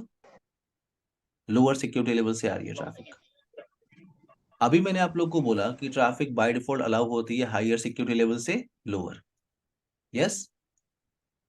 या लेकिन अगर ट्रैफिक लोअर से हायर की तरफ आ रही है तो सारी ट्रैफिक बाय डिफॉल्ट क्या होती है? डिनाय। तो यहाँ पे क्या है, देखो अब यहाँ पे पॉइंट ये है कि जब रिप्लाई पैकेट आपकी आके हिट कर रही है, रिप्लाई पैकेट आपकी आके आके यहाँ पे हिट कर रही है, तो फायरवॉल पे जब भी कोई ट्रैफिक हिट करती है तो फायरवॉल ये इंफॉर्मेशन चेक करने की कोशिश करता है कि ये जो ट्रैफिक है ये क्या किसी एग्जिस्टिंग कनेक्शन का पार्ट है। जब भी कोई ट्रैफिक इंटरफेस पे हिट करती है, फायरवॉल क्या चेक करने की कोशिश करता है कि ये जो ट्रैफिक है ये किसी एग्जिस्टिंग कनेक्शन का पार्ट है क्या। तो जैसे ही ये पैकेट आके यहाँ हिट करेगी तो फायरवॉल क्या देख रहा है, ओके ये पैकेट जो आ रही है उसमें सोर्स है 8.8.8, ठीक है, और डेस्टिनेशन है 192.168 और पोर्ट नंबर की इंफॉर्मेशन दिख रही है। तो ये ट्रैफिक तो इनिशिएट हुई थी लैन से, और ये जो ट्रैफिक है ये इसका रिप्लाई पैकेट। क्लियर है मेरी बात Amitesh? Yes. Firewall state table के हिसाब से, स्टेट टेबल के बिहाफ पे वो क्या आइडेंटिफाई कर लेता है, ये ट्रैफिक इनिशिएट वैन से नहीं हुई है, ये ट्रैफिक इनिशिएट हुई है लैन से, और ये उसका रिप्लाई पैकेट है। कैसे आइडेंटिफाई करेगा? Because of state table information. State table में क्या देखा उसने? Source information, destination information, port number की इंफॉर्मेशन। उसे ये क्लियर हो गया कि ये ट्रैफिक आउटसाइड से इनिशिएट नहीं हुई है, ये ट्रैफिक इनसाइड से इनिशिएट हुई थी, और ये उसका रिप्लाई पैकेट, तो फायरवॉल उस ट्रैफिक को अलाउ करेगा। क्लियर है मेरी बात? यस। जावेद, जयंत, तो स्टेटफुल फायरवॉल टेक्निक क्या होती है कि जब भी कोई traffic through the firewall box जाती है, फायरवॉल उसकी इंफॉर्मेशन स्टेट टेबल के अंदर मेंटेन करता है और traffic through the firewall box जाती है।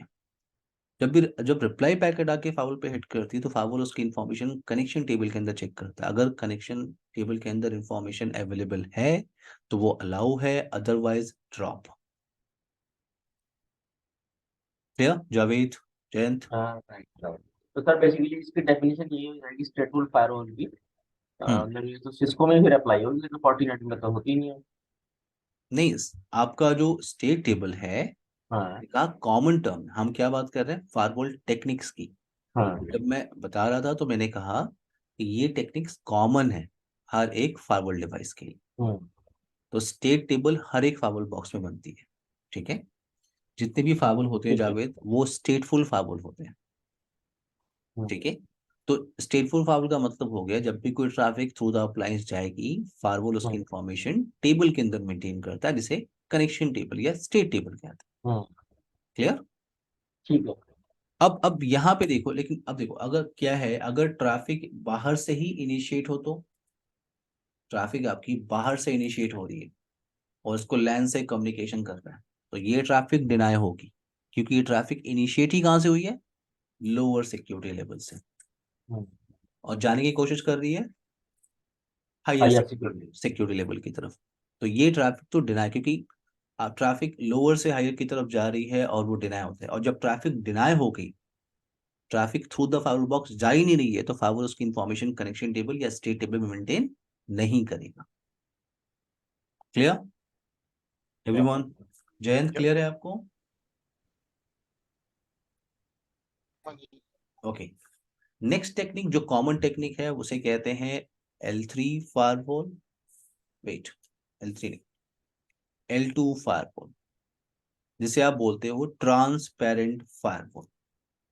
अब L2 फायरवॉल जो टर्म है ये कॉमन टर्म है किसी भी फायरवॉल डिवाइस के लिए। यानी आप अपने फायरवॉल बॉक्स को या तो L3 की तरह यूज करते हो या आप L2 की तरह यूज करते हो। तो यहाँ पे पॉइंट ये है कि अगर मैं अपने फायरवॉल बॉक्स को L3 फायरवॉल बॉक्स की तरह यूज कर रहा हूँ, तो ये मेरे पास फायरवॉल डिवाइस है, ये इंटरफेसेस हैं।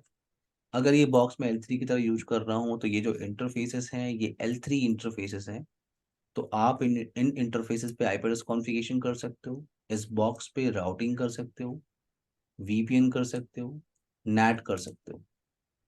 लेकिन अगर ये बॉक्स आपका L2 फायरवॉल यानी ट्रांसपेरेंट फायरवॉल डिवाइस है, तो आप ये जो इंटरफेसेस आपके पास हैं, ये लेयर 2 इंटरफेसेस हैं, आप इन पे आईपी एड्रेस कॉन्फ़िगरेशन नहीं कर सकते। तो ये layer 2 interface IP address configuration आप नहीं कर सकते। लेयर 2 का मतलब मैं स्विच पोर्ट की बात नहीं कर रहा हूँ, लेयर 2 का मतलब आप इस पे आईपी एड्रेस कॉन्फ़िगरेशन नहीं कर सकते। अगर ये बॉक्स आप L2 फायरवॉल बॉक्स की तरह यूज कर रहे हैं, तो आप राउटिंग नहीं कर सकते, VPN नहीं कर सकते, NAT नहीं कर सकते। तो ऐसा कौन सा सिनारियो है जहाँ पे मुझे अपने फायरवॉल बॉक्स को as a layer 2 firewall box की तरह यूज करना चाहिए? क्योंकि लेयर 3 के साथ बेस्ट फीचर है। अमितेश, जावेद, जयंत। करेक्ट। तो लेयर 2 फायरवॉल जो है एक कॉमन टर्म है। तो यहाँ पे हम डिस्कशन कर लेते हैं सिनारियो कि ट्रांसपेरेंट फायरवॉल हम कहाँ पे यूज करते हैं। तो मेरे पास एक एग्जिस्टिंग सिनारियो है। एग्जिस्टिंग सिनारियो का मतलब एक राउटर लगा हुआ है, ये राउटर आउटसाइड से कनेक्टेड है, ये आपका लैन पोर्शन हो गया। लैन पोर्शन में आपने मशीनें कनेक्ट करके रखी है, लैन मशीनें। सिंपल सी टोपोलॉजी है, और इस टोपोलॉजी में ट्रैफिक बड़े आराम से ट्रैवल कर रहा है, यानी ये जो इनसाइड मशीन है उसकी ट्रैफिक आके स्विच पे हिट कर रही है, स्विच उसको फॉरवर्ड कर रहा है राउटर पे, और based on routing table router उस ट्रैफिक को फॉरवर्ड कर रहा है आउटसाइड। तो इस नेटवर्क में सब कुछ प्रॉपर वर्क कर रहा था। लेकिन आपने फिर सोचा कि हमें पैकेट फिल्टर करना है, ट्रैफिक फिल्टर करना है हमें। तो आपने एक फाइवल डिप्लॉय करने के लिए सोचा, या आपकी ऑर्गेनाइजेशन ने सोचा कि आप हम एक फाइवल डिप्लॉय कर लेते हैं क्योंकि हमें ट्रैफिक को फिल्टर करना है। तो फाइवल डिप्लॉय करने से पहले आप ये क्लियर करो कि ये इतना आपका एक नेटवर्क है, यस और नो? Yes sir. और करेक्ट। ये आपका दूसरा नेटवर्क हो गया। हम्म। तो ये जो आपका लैन है जहाँ पे आप अपना फाइवल, यहाँ पे देखो एक क्वेश्चन अक्सर जो में पूछते हैं कि फाइवल को कहाँ लगाएं, राउटर के पहले लगा दें, राउटर के बाद लगा दें, अक्सर पूछ लेते हैं। तो आपको उनको सिनारियो समझाना पड़ेगा, आपको उनको सिनेरियो समझाना पड़ेगा कि ऐसा कौन सा सिनेरियो है कि फाइवर कहाँ पे लगाते हैं, राउटर के पहले, राउटर के बाद। चलो तो पहले अब यहाँ पे आते हैं। यहाँ पे क्या है कि अगर मैं फाइवर डिप्लॉय कर रहा हूँ, मैंने अपना फाइवर डिवाइस लिया और यहाँ इनलाइन मोड में मैंने यहाँ पे लगा दिया, और ये फाइवर बॉक्स मैं यूज कर रहा हूँ as a L3 for example, L3 fibre device. अगर ये फाइवर L3 फाइवर डिवाइस है तो आप ये क्लियर रखो, ये जो इंटरफेसेस हैं फाइवर की, हर एक इंटरफेस क्या करेंगे, डिफरेंट सबनेट में पार्टिसिपेट करेंगे। क्यों? आपके पास L3 राउटर होता है, उसके हर एक इंटरफेस डिफरेंट सबनेट में पार्टिसिपेट करते हैं। राइट।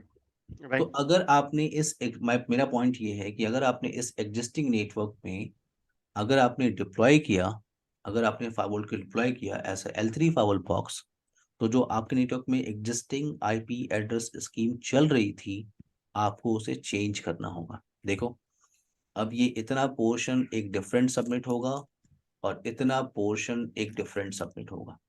क्लियर है? या सो अगर आपने अपने एग्जिस्टिंग नेटवर्क में किसी फाइवल को एज L3 फाइवल की तरह डिप्लॉय किया, तो आपको एग्जिस्टिंग आईपी एड्रेस स्कीम जो वहां पे चल रही है उसको आपको चेंज करना होगा। नो प्रॉब्लम, नो प्रॉब्लम, मुझे चेंज करना है, मुझे फाइवल डिप्लॉय ही करना है। ठीक है, आपने डिप्लॉय किया, आपने चेंज किया, आप यूज कर सकते हो, नो प्रॉब्लम। बट मान लो कि आपको चेंज नहीं करना, जो एग्जिस्टिंग आईपी एड्रेस स्कीम चल रही है लैन के साइड में, वो चेंज ही नहीं करना आपको, और एक फायरवॉल पूरा का पूरा नेक्स्ट जनरेशन फायरवॉल वहां पे डिप्लॉय करना है। तो आप अपने फायरवॉल बॉक्स को यूज करते हो as a layer 2 firewall, layer 2 firewall. तो अगर ये बॉक्स आपका लेयर 2 है, सिंपल सी बात है, ये जो इंटरफेसेस हैं लेयर 2 इंटरफेसेस हैं, तो आपको यहाँ पे आईपी एड्रेस कॉन्फ़िगरेशन नहीं करनी, यानी अभी भी आपका ये क्या है, एक ही सबनेट है। क्लियर है मेरी बात? राइट। तो मतलब स्विच का सर गेटवे रहेगा, राउटर ही रहेगा। स्विच का क्या कह रहे हैं आप, फिर से स्विच बोलिए। का गेटवे राउटर ही रहेगा। स्विच का गेटवे अभी भी राउटर ही है, सिंपल सी बात है, यस यस। हाँ। ठीक। अब यहाँ पे ये क्या है, ये जो इंटरफेसेस हैं, लेकिन हाँ ये फाइवल के इंटरफेसेस हैं, तो आपको इनको एक नेम देना होगा। जैसे ये आप इंटरफेस लैन के साइड में यूज कर रहे हो, इसको आप वैन के लिए यूज कर रहे हो, तो आपने अपने फाइवल बॉक्स को एज अ लेयर 2 फाइवल बॉक्स की तरह डिप्लॉय किया, तो आपको आईपी एड्रेस स्कीम जो चल रही थी एग्जिस्टिंग, उसको चेंज कुछ भी नहीं करना। यानी आप कह सकते हो कि अगर किसी को लाइव नेटवर्क लाइव नेटवर्क में एक फायरवॉल डिप्लॉय करना है, कुछ भी आईपी एड्रेस स्कीम चेंज नहीं करनी है, तो आप उस फायरवॉल को डिप्लॉय कर दो as a layer 2 firewall. Sir ये कोई ऐसा ऑप्शन होता है क्या, मतलब कि भाई firewall कैसे? ये समितेश क्या कह रहे हैं आप? I'm just saying, like, is there such option कि आप उसको एज L2 हाँ L3 हाँ कर हाँ, सकते हो? कमांड होती है, Okay. आप कमांड से उसका मोड चेंज कर देते हैं। And is this the only use case for using L2 firewall? हाँ, L2 फायरवॉल यही यूज करते हैं, हाँ एग्जैक्टली यस, Okay. इस सिनेरियो में यूज करते हैं। देखो अमितेश, यहाँ पे ये भी होता है कि मान लो आप किसी डेटा सेंटर में वर्क कर रहे हो, ठीक है। अब डेटा सेंटर का नेटवर्क क्या होता है, कॉम्प्लेक्स होता है, ठीक है। वहां पे पहले से ही आईपी एड्रेस स्कीम चल रही है, सब कुछ प्रॉपर कॉन्फ़िगर है। अब वहां पे ये डिसाइड हो रहा है कि इस डेटा सेंटर में फायरवॉल लगाना है, 50 फायरवॉल डिवाइस लगाने हैं। अब सिंपल सी बात है, अगर मैं फायरवॉल को L3 मोड में वहां पे लगाऊं तो बैंड बच जाएगी, क्योंकि इतनी सारी आईपी एड्रेस स्कीम मुझे चेंज करनी पड़ जाएगी। तो उस सिनारियो में हम क्या करते हैं, लेयर 2 फायरवॉल लगाते हैं। तो आप कह सकते हो किसी को कि डेटा सेंटर के सिनारियो में हम अपने फायरवॉल बॉक्स को डिप्लॉय करते हैं as a layer 2 firewall. Clear है मेरी बात? Yes. सर इसमें एक क्वेश्चन है कि ये हाँ। नेट और वीपीएन और नेक्स्ट जनरेशन फीचर्स ये कैसे यूज होते हैं फायरवॉल पे? तो नहीं, अभी ट्रैफिक उसके अभी थ्रू। मैंने ओके। बोला था, नहीं जावेद, मैंने बोला था आप सिर्फ राउटिंग नहीं कर सकते, नेट नहीं कर सकते और वीपीएन नहीं कर सकते, हम्म। लेकिन ये पूरा हम्म। का पूरा फायरवॉल डिवाइस है। वैसे ये बात मैं भी बोलने वाला हम्म। था, ठीक है। ये पूरा पूरा फायरवॉल डिवाइस है जिसपे आप पूरा नेक्स्ट जनरेशन फायरवॉल फीचर, मैं अभी यही बात यहाँ पे डिस्कशन करने वाला था, अभी मैंने इसलिए बनाया। देखिए जैसे ये क्या है, ये इंटरफेस क्या है, लैन। हम्म। आपको इस इंटरफेस को आपने लैन में डाल दिया, ये वैन में डाल दिया। अब सिंपल सी बात है, फायरवॉल है, अगर आपको ट्रैफिक अलाउ करना है लैन से वैन की तरफ, तो आपको क्या क्रिएट करना होगा, सिक्योरिटी पॉलिसी क्रिएट करनी होगी। तो आपको अगर ट्रैफिक अलाउ भी करना है तो आपको सिक्योरिटी पॉलिसी क्रिएट करनी है, और ये पूरा का पूरा फायरवॉल है। तो जो नेक्स्ट जनरेशन फायरवॉल का जो फीचर है वो सारा आप यूटिलाइज कर रहे हो, वेब फिल्टरिंग, एप्लीकेशन फिल्टर, सब कुछ सब कुछ सब एंटीवायरस, कुछ जो सब भी। कुछ। पूरा का पूरा फायरवॉल है, सिर्फ आपने मोड चेंज किया है। इसका ड्रॉबैक बस ये है कि आप इस फायरवॉल बॉक्स को इंटरनेट से कनेक्ट नहीं कर सकते, ओके, क्योंकि इस फायरवॉल बॉक्स पे आप राउटिंग नहीं कर सकते, नेट नहीं कर सकते और वीपीएन नहीं कर सकते। क्लियर हुआ लेयर 2 फायरवॉल कहाँ यूज करते हैं? या सो हमारे पास इसे लेयर 2 फायरवॉल आप कहते हो, या आप इसे कहते हो ट्रांसपेरेंट फायरवॉल। अब आते हैं टॉपिक पे, ठीक है ना। आई होप ये बेसिक चीजें क्लियर हो गई होंगी। अब आते हैं फोर्टिनेट पे।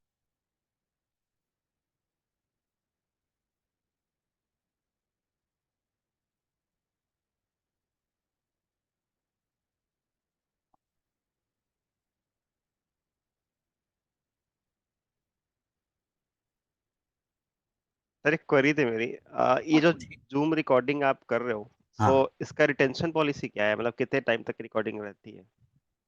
हम लोग जो जूम यूज करते हैं वो पेड वर्जन होता है ना। ओके। तो जैसे 5 ट्रेनर है मेरे पास, सब लोग जूम पेड यूज करते हैं, तो उसमें आप कितने टाइम तक रिकॉर्डिंग करिए, नो प्रॉब्लम।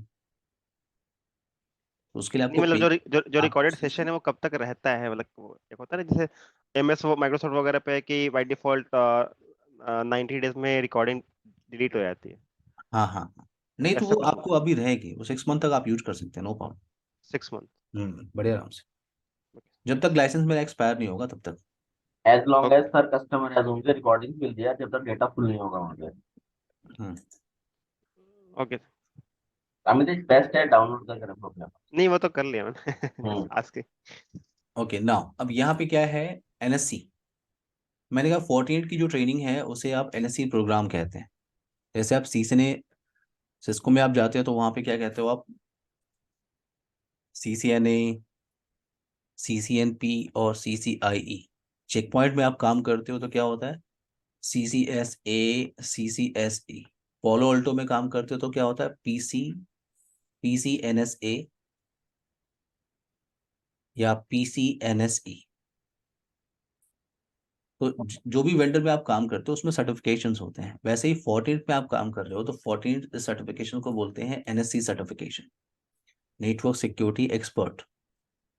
अब यहाँ 8 लेवल सर्टिफिकेशंस हैं एनएससी 14 के अंदर।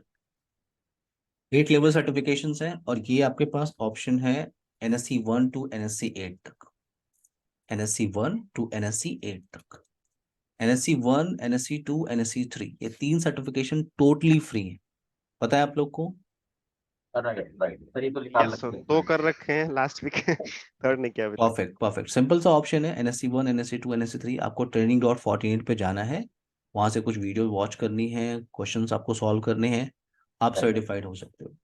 आपका जो फोकस है ट्रेडिंग का वो NSE 4 का है, आप ये स्टडी कर रहे हो। NSE 4 का जो एग्जामिनेशन कॉस्ट है वो $470 है, तो एग्जामिनेशन कॉस्ट है। तो आपका फोकस अभी NSE 4 पे, यानी आप फायरवॉल पे स्टडी कर रहे हो कि फायरवॉल पे काम कैसे करते हैं। उसके बाद अगर आप एडवांस लेवल पे जा रहे हो, जैसे आपके पास 40 एनालाइजर, 40 मैनेजर, ये सब डिवाइसेस, ये NSE 5 के पार्ट होते हैं। NSE 6 का है NSE 7। NSE 7 में आपकी इंटरप्राइज फायरवॉल बॉक्स एक अलग बुक होती है, SD-WAN एक अलग बुक है, सिक्योर एक्सेस एक अलग बुक है, पब्लिक क्लाउड सिक्योरिटी अलग बुक है। तो ये आपकी सर्टिफिकेशन है। अभी आपका जो फोकस है वो NSE 4 पे है। मैं जो सर्टिफाइड हूँ वो NSE 1 से लेके NSE 7 तक सर्टिफाइड हूँ, NSE 6 सर्टिफाइड नहीं हूँ, बाकी सारा मैं सर्टिफाइड हूँ। यानी मैं NSE 4, 5, 7 के बैचेस लेता हूँ। नाउ अब यहाँ पे क्या है, firewall features need to review. तो जब भी आपको फायरवॉल एक परचेस करना है ऑर्गेनाइजेशन के लिए, तो उससे पहले से फॉर एग्जांपल मैं नेटवर्क एडमिनिस्ट्रेटर हूँ और अब ऑर्गेनाइजेशन कह रही है कि एक फायरवॉल चलो लगा लेते हैं, तो कोई भी फायरवॉल या कोई भी वेंडर लेने से पहले मुझे कुछ फीचर रिव्यू करनी चाहिए, कोई भी वेंडर लेने से पहले। अभी मैं 48 को नहीं बोल रहा, मैं कोई भी वेंडर बोल रहा हूँ। तो firewall feature need to review. जैसे पहला फीचर क्या है, आर्किटेक्चर। आपको हर एक फायरवॉल बॉक्स का आर्किटेक्चर पता होना चाहिए, चाहे वो हार्डवेयर आर्किटेक्चर है, ठीक है। जैसे फॉर एग्जांपल आप चेक पॉइंट को ले लो, चेक पॉइंट के बारे में कुछ पता है आप लोग को? चेक पॉइंट जो होती है वो सॉफ्टवेयर बेस्ड फायरवॉल डिवाइस होती है, पता है आप लोग को? No Amitesh, sir. Javed, Jayant, check point जो है वो सॉफ्टवेयर बेस्ड फायरवॉल है। मतलब चेक पॉइंट में क्या होता है कि आप चेक पॉइंट की वेबसाइट पे जाओ और गाया ऑपरेटिंग सिस्टम, इस ऑपरेटिंग सिस्टम को आप डाउनलोड करो और किसी भी मशीन में इंस्टॉल करो। जैसे आप विंडोज 7 इंस्टॉल करते हो, विंडोज 10 इंस्टॉल करते हो मशीन के अंदर, लैपटॉप के अंदर, वैसे ही ये गाया ऑपरेटिंग सिस्टम है। आपने इसे किसी भी मशीन पे अगर इंस्टॉल किया तो वो पूरी की पूरी मशीन आप एज अ फायरवॉल की तरह यूज कर सकते हो। क्लियर है मेरी बात? ये चेक पॉइंट का आर्किटेक्चर है। It's not a VM, it's can be like this general आप मशीन। किसी भी मशीन में, VM पे, फिजिकल, कहीं भी आप लगा लो अमितेश, ठीक है। अब VM पे भी आप क्या बनाते हो, एक मशीन बनाते हो ना पहले आप, राइट? सोर्स मशीन फिर उसके अंदर आप विंडो 7, विंडो 10 या जो भी इमेज आप डालते हो, तो ये भी पूरा का पूरा ऑपरेटिंग सिस्टम है। जैसे आप एक विंडो 7 इंस्टॉल करते हो ना, वैसे ही गाया इंस्टॉलेशन। तो चेक पॉइंट का आर्किटेक्चर ये कहता है कि वो सॉफ्टवेयर बेस्ड फायरवॉल डिवाइस है, यानी आप गाया ऑपरेटिंग सिस्टम चेक पॉइंट की वेबसाइट से डाउनलोड कर लो, उसे किसी भी लैपटॉप पे, डेस्कटॉप पे इंस्टॉल कर लो और उस लैपटॉप या डेस्कटॉप को आप पूरे एक फायरवॉल की तरह यूज कर लो। ये चेक पॉइंट का आर्किटेक्चर है। तो मेरा पॉइंट यहाँ पे ये है कि फायरवॉल लेने से पहले आप हर एक वेंडर का आर्किटेक्चर आपको पता होना चाहिए। So prefer a software firewall that you can install on a new और एग्जिस्टिंग PC, या अगर आपको डेडिकेटेड अप्लायंस ही चाहिए तो आप जा सकते हो। तो हर एक वेंडर का पहले तो आपको आर्किटेक्चर पता होना चाहिए। दूसरा, number of sessions. Number of session, अब अगर मैं किसी स्मॉल नेटवर्क में काम कर रहा हूँ या मैं किसी बड़े नेटवर्क में काम कर रहा हूँ, तो वहां पे मैं एंट्री लेवल फायरवॉल बॉक्स के साथ नहीं जा सकता। जैसे अभी तो आप फोर्टिनेट में काम कर रहे हो, फोर्टिनेट में काम कर रहे हो, तो फोर्टिनेट में क्या है, ये हार्डवेयर सीरीज है। जैसे एंट्री लेवल अप्लायंस है आपके पास Fortinet, Fortinet 30 to 90 series. Mid range firewall device है आपके पास 100, 900। हाई एंड अप्लायंस है 1000, 3000, 6000। सो अब मैं अगर किसी मिड रेंज नेटवर्क में काम कर रहा हूँ, तो वहां पे मैं एंट्री लेवल फायरवॉल बॉक्स के साथ नहीं जा सकता, क्योंकि हर एक फायरवॉल बॉक्स की कैपेबिलिटी होती है। हर एक फायरवॉल बॉक्स का फायरवॉल थ्रूपुट होता है, हर एक फायरवॉल बॉक्स का कितने नंबर ऑफ सेशंस वो सपोर्ट करेगा, वो डिपेंड करता है। तो यहाँ पे ये जो पॉइंट मैं बोल रहा हूँ, नंबर ऑफ सेशन, ये आपको ध्यान रखना पड़ेगा कि आप जिस ऑर्गेनाइजेशन में काम कर, जैसे हम जब कॉल पे बात कर रहे थे तो हमने हार्डवेयर के बारे में डिस्कशन किया था, याद है? जावेद, अमितेश, जयंत, आप लोग बात कर रहे थे हार्डवेयर, डेटा शीट आप लोग बात कर रहे थे। करेक्ट करेक्ट करेक्ट या करेक्ट करेक्ट। तो देखो, डेटा शीट आपको पता होनी चाहिए। डेटा शीट आप जब भी आप गूगल पे, आप जब भी फाइल डिप्लॉय कर रहे हो तो कौन सा बेस्ट होगा, हार्डवेयर से रिलेटेड इन्फॉर्मेशन आपको फोर्टिनेट दे सकती है। आप गूगल से डाउनलोड करो, डेटा शीट में आपको सारी इन्फॉर्मेशन मिल जाती है कि ये जो फोर्टिनेट 60D है, इसका फायरवॉल थ्रूपुट कितना है, नंबर ऑफ सेशंस कितने सपोर्ट करेगा, कितने ईथरनेट पोर्ट्स हैं, कितने गीगाबिट ईथरनेट पोर्ट है, कितने 100 Mbps के पोर्ट हैं, ये सारी इन्फॉर्मेशन राइट आपको राइट वहाँ पे मिल जाती है। राइट। मेरा पॉइंट ये है कि नंबर ऑफ सेशंस तो आप मिड रेंज नेटवर्क के लिए या हाई या इंटरप्राइज नेटवर्क के लिए आप एंट्री लेवल फाइबर बॉक्स के साथ नहीं जा सकते, तो आपको नंबर ऑफ सेशंस पता होने चाहिए। नेक्स्ट ऑप्शन है VPN, यानी अगर सर, ये उस number of session is like total traffic, number of traffic समझ, आपने और आपने google.com एक्सेस किया, ये एक सेशन हो गया, फिर आपने कुछ और एक्सेस किया, एक और सेशन हो गया, फिर आपने कुछ और एक्सेस किया, एक और सेशन हो गया। और ठीक। मेरे साथ किसी और ने गो किया तो 2 सेशन हो गए, राइट? हाँ हाँ, 50 सेशन, जो भी ट्रैफिक आप इनिशिएट कर रहे हैं ना, वो एक सेशन है अमितेश। और उसी का अगर रिप्लाई बैक है तो वो सेम सेशन का पार्ट होगा। वो उसी कनेक्शन का पार्ट है, वो तो उस एग्जिस्टिंग कनेक्शन के अंदर ट्रैफिक ट्रेवल कर रही है। राइट। ओके। सर इसमें एक बात बताइए, हाँ। जैसे सिस्को की ASA है हम्म, 5505 पुराने जमाने की, वो हाँ 10,000 सेशन सपोर्ट कर दी। हाँ राइट। तो फॉर एग्जांपल मैं जब फायरवॉल डिसाइड करूंगा तो इस यूजर के लिए, इस ऑर्गेनाइजेशन के लिए या इस ऑफिस के लिए ये वाला मॉडल सूट करेगा। राइट। तो मैं हम्म। पर यूजर कितने सेशन जनरली काउंट करना चाहिए मुझे?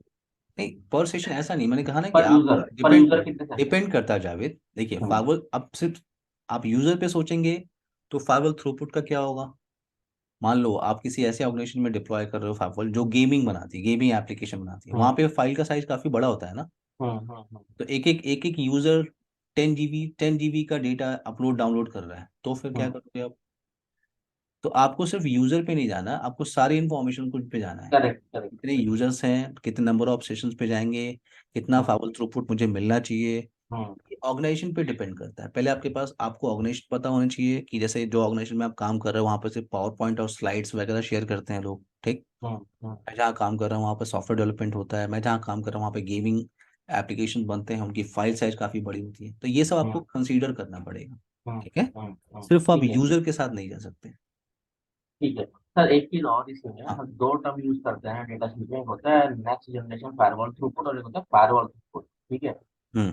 तो नेक्स्ट जनरेशन में आई सपोज हमारा यही सब आएगा, web filtering, wireless filtering, antivirus and all in all file हाँ फिल्टर। हाँ हाँ राइट। हाँ। और अगर मैं बात करूँ खाली फायरवॉल थ्रूपुट, उसमें क्या तो वो L3? सिर्फ L3 L4 इंफॉर्मेशन है।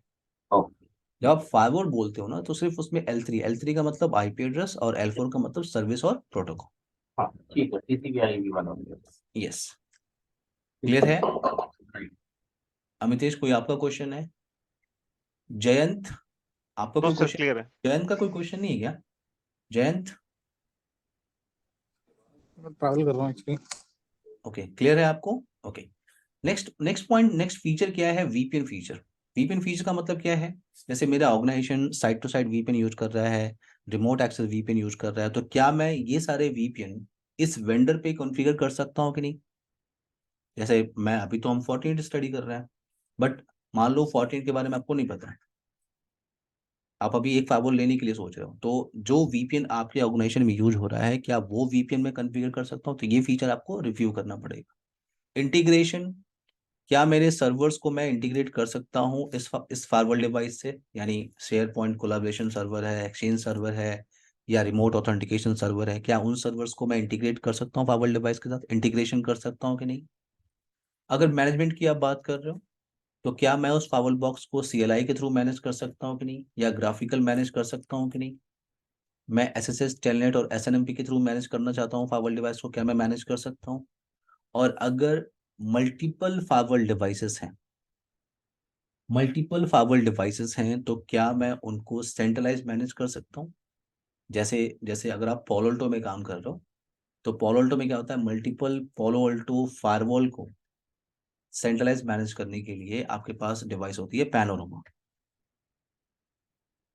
अगर आपके पास, आप चेक पॉइंट में काम कर रहे हो, मल्टीपल चेक पॉइंट गेटवे को मैनेज करने के लिए आपके पास सेंट्रलाइज डिवाइस होती है check point gateway, check point management, check point manager. Check point management, जिसको आप SMS सर्वर कहते हो। अगर आपके पास सिस्को FTD है, यानी सिस्को का नेक्स्ट जनरेशन फायरवॉल डिवाइस है, तो मल्टीपल सिस्को एफटीडी मैनेज करने के लिए आपके पास सेंट्रलाइज डिवाइस आता है सिस्को का FMC, fire power management centre. तो हर एक वेंडर के अंदर क्या होता है, सेंट्रलाइज मैनेजमेंट का ऑप्शन होता है। वैसे ही फोर्टिनेट भी क्या दे रही है आपको, सेंट्रलाइज मैनेजमेंट का ऑप्शन। यानी अगर आपके पास मल्टीपल फाइबर डिवाइसेस हैं और उनको आपको सेंट्रलाइज बैठ के मैनेज करना है, तो उसके लिए डिवाइस आता है फोर्टी मैनेजर। राइट सर, पैलो अल्टो को दोबारा से बताएंगे क्या यूज करता है वो? फिर से बोलिए। सर पैलो अल्टो सेंट्रलाइज मैनेजमेंट के लिए क्या डिवाइस यूज करता है? पोलो ऑल्टो, फिर से आपकी आवाज थोड़ी साफ नहीं है, फिर से okay sir, I am think पैलो अल्टो हाँ, सेंट्रलाइज मैनेजमेंट के लिए कौन सा डिवाइस रिप्लाई यूज करता है? Reply management, sorry.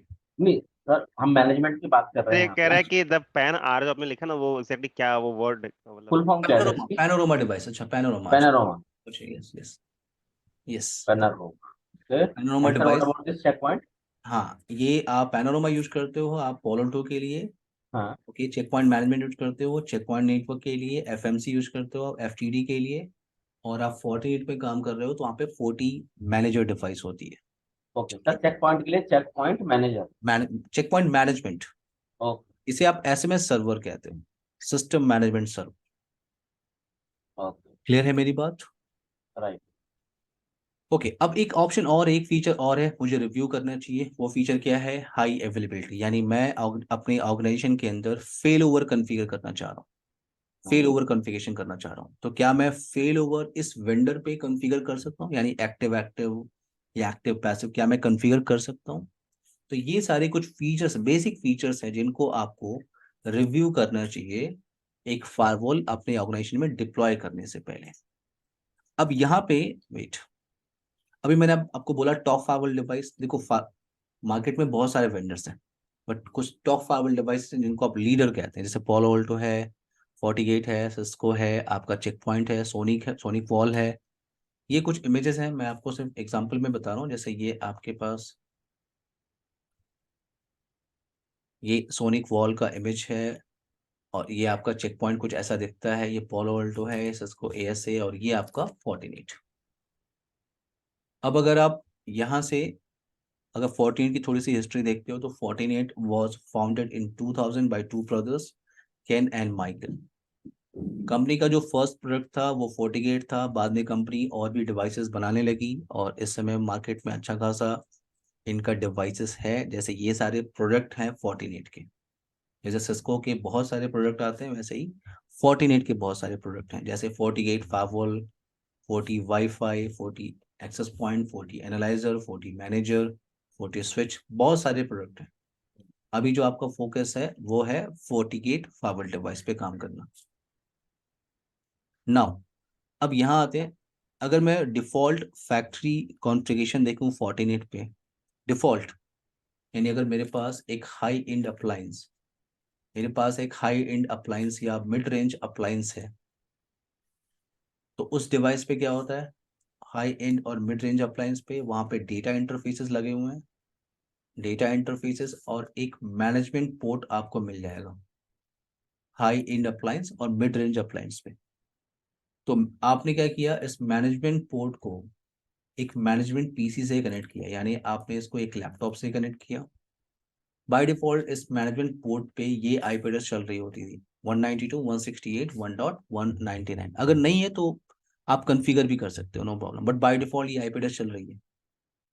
तो आपको क्या करना है, सेम सीरीज की आईपी एड्रेस आपको यहाँ पे कॉन्फ़िगर करनी है, और बाय डिफॉल्ट मैनेजमेंट पोर्ट पे आपकी ये सर्विसेज इनेबल होती है बाय डिफॉल्ट। तो आप यहाँ से बैठ के इस इंटरफेस को पिंग कर सकते हैं। ग्राफिकली मैनेज करना है तो आप HTTPS के थ्रू कर रहे हैं, अगर आपको CLI के थ्रू मैनेज करना है तो आप SSH से एक्सेस कर रहे हैं। तो हाई एंड अप्लायंस या मिड रेंज अप्लायंस पे आपको एक डेडिकेटेड मैनेजमेंट पोर्ट मिल जाता है।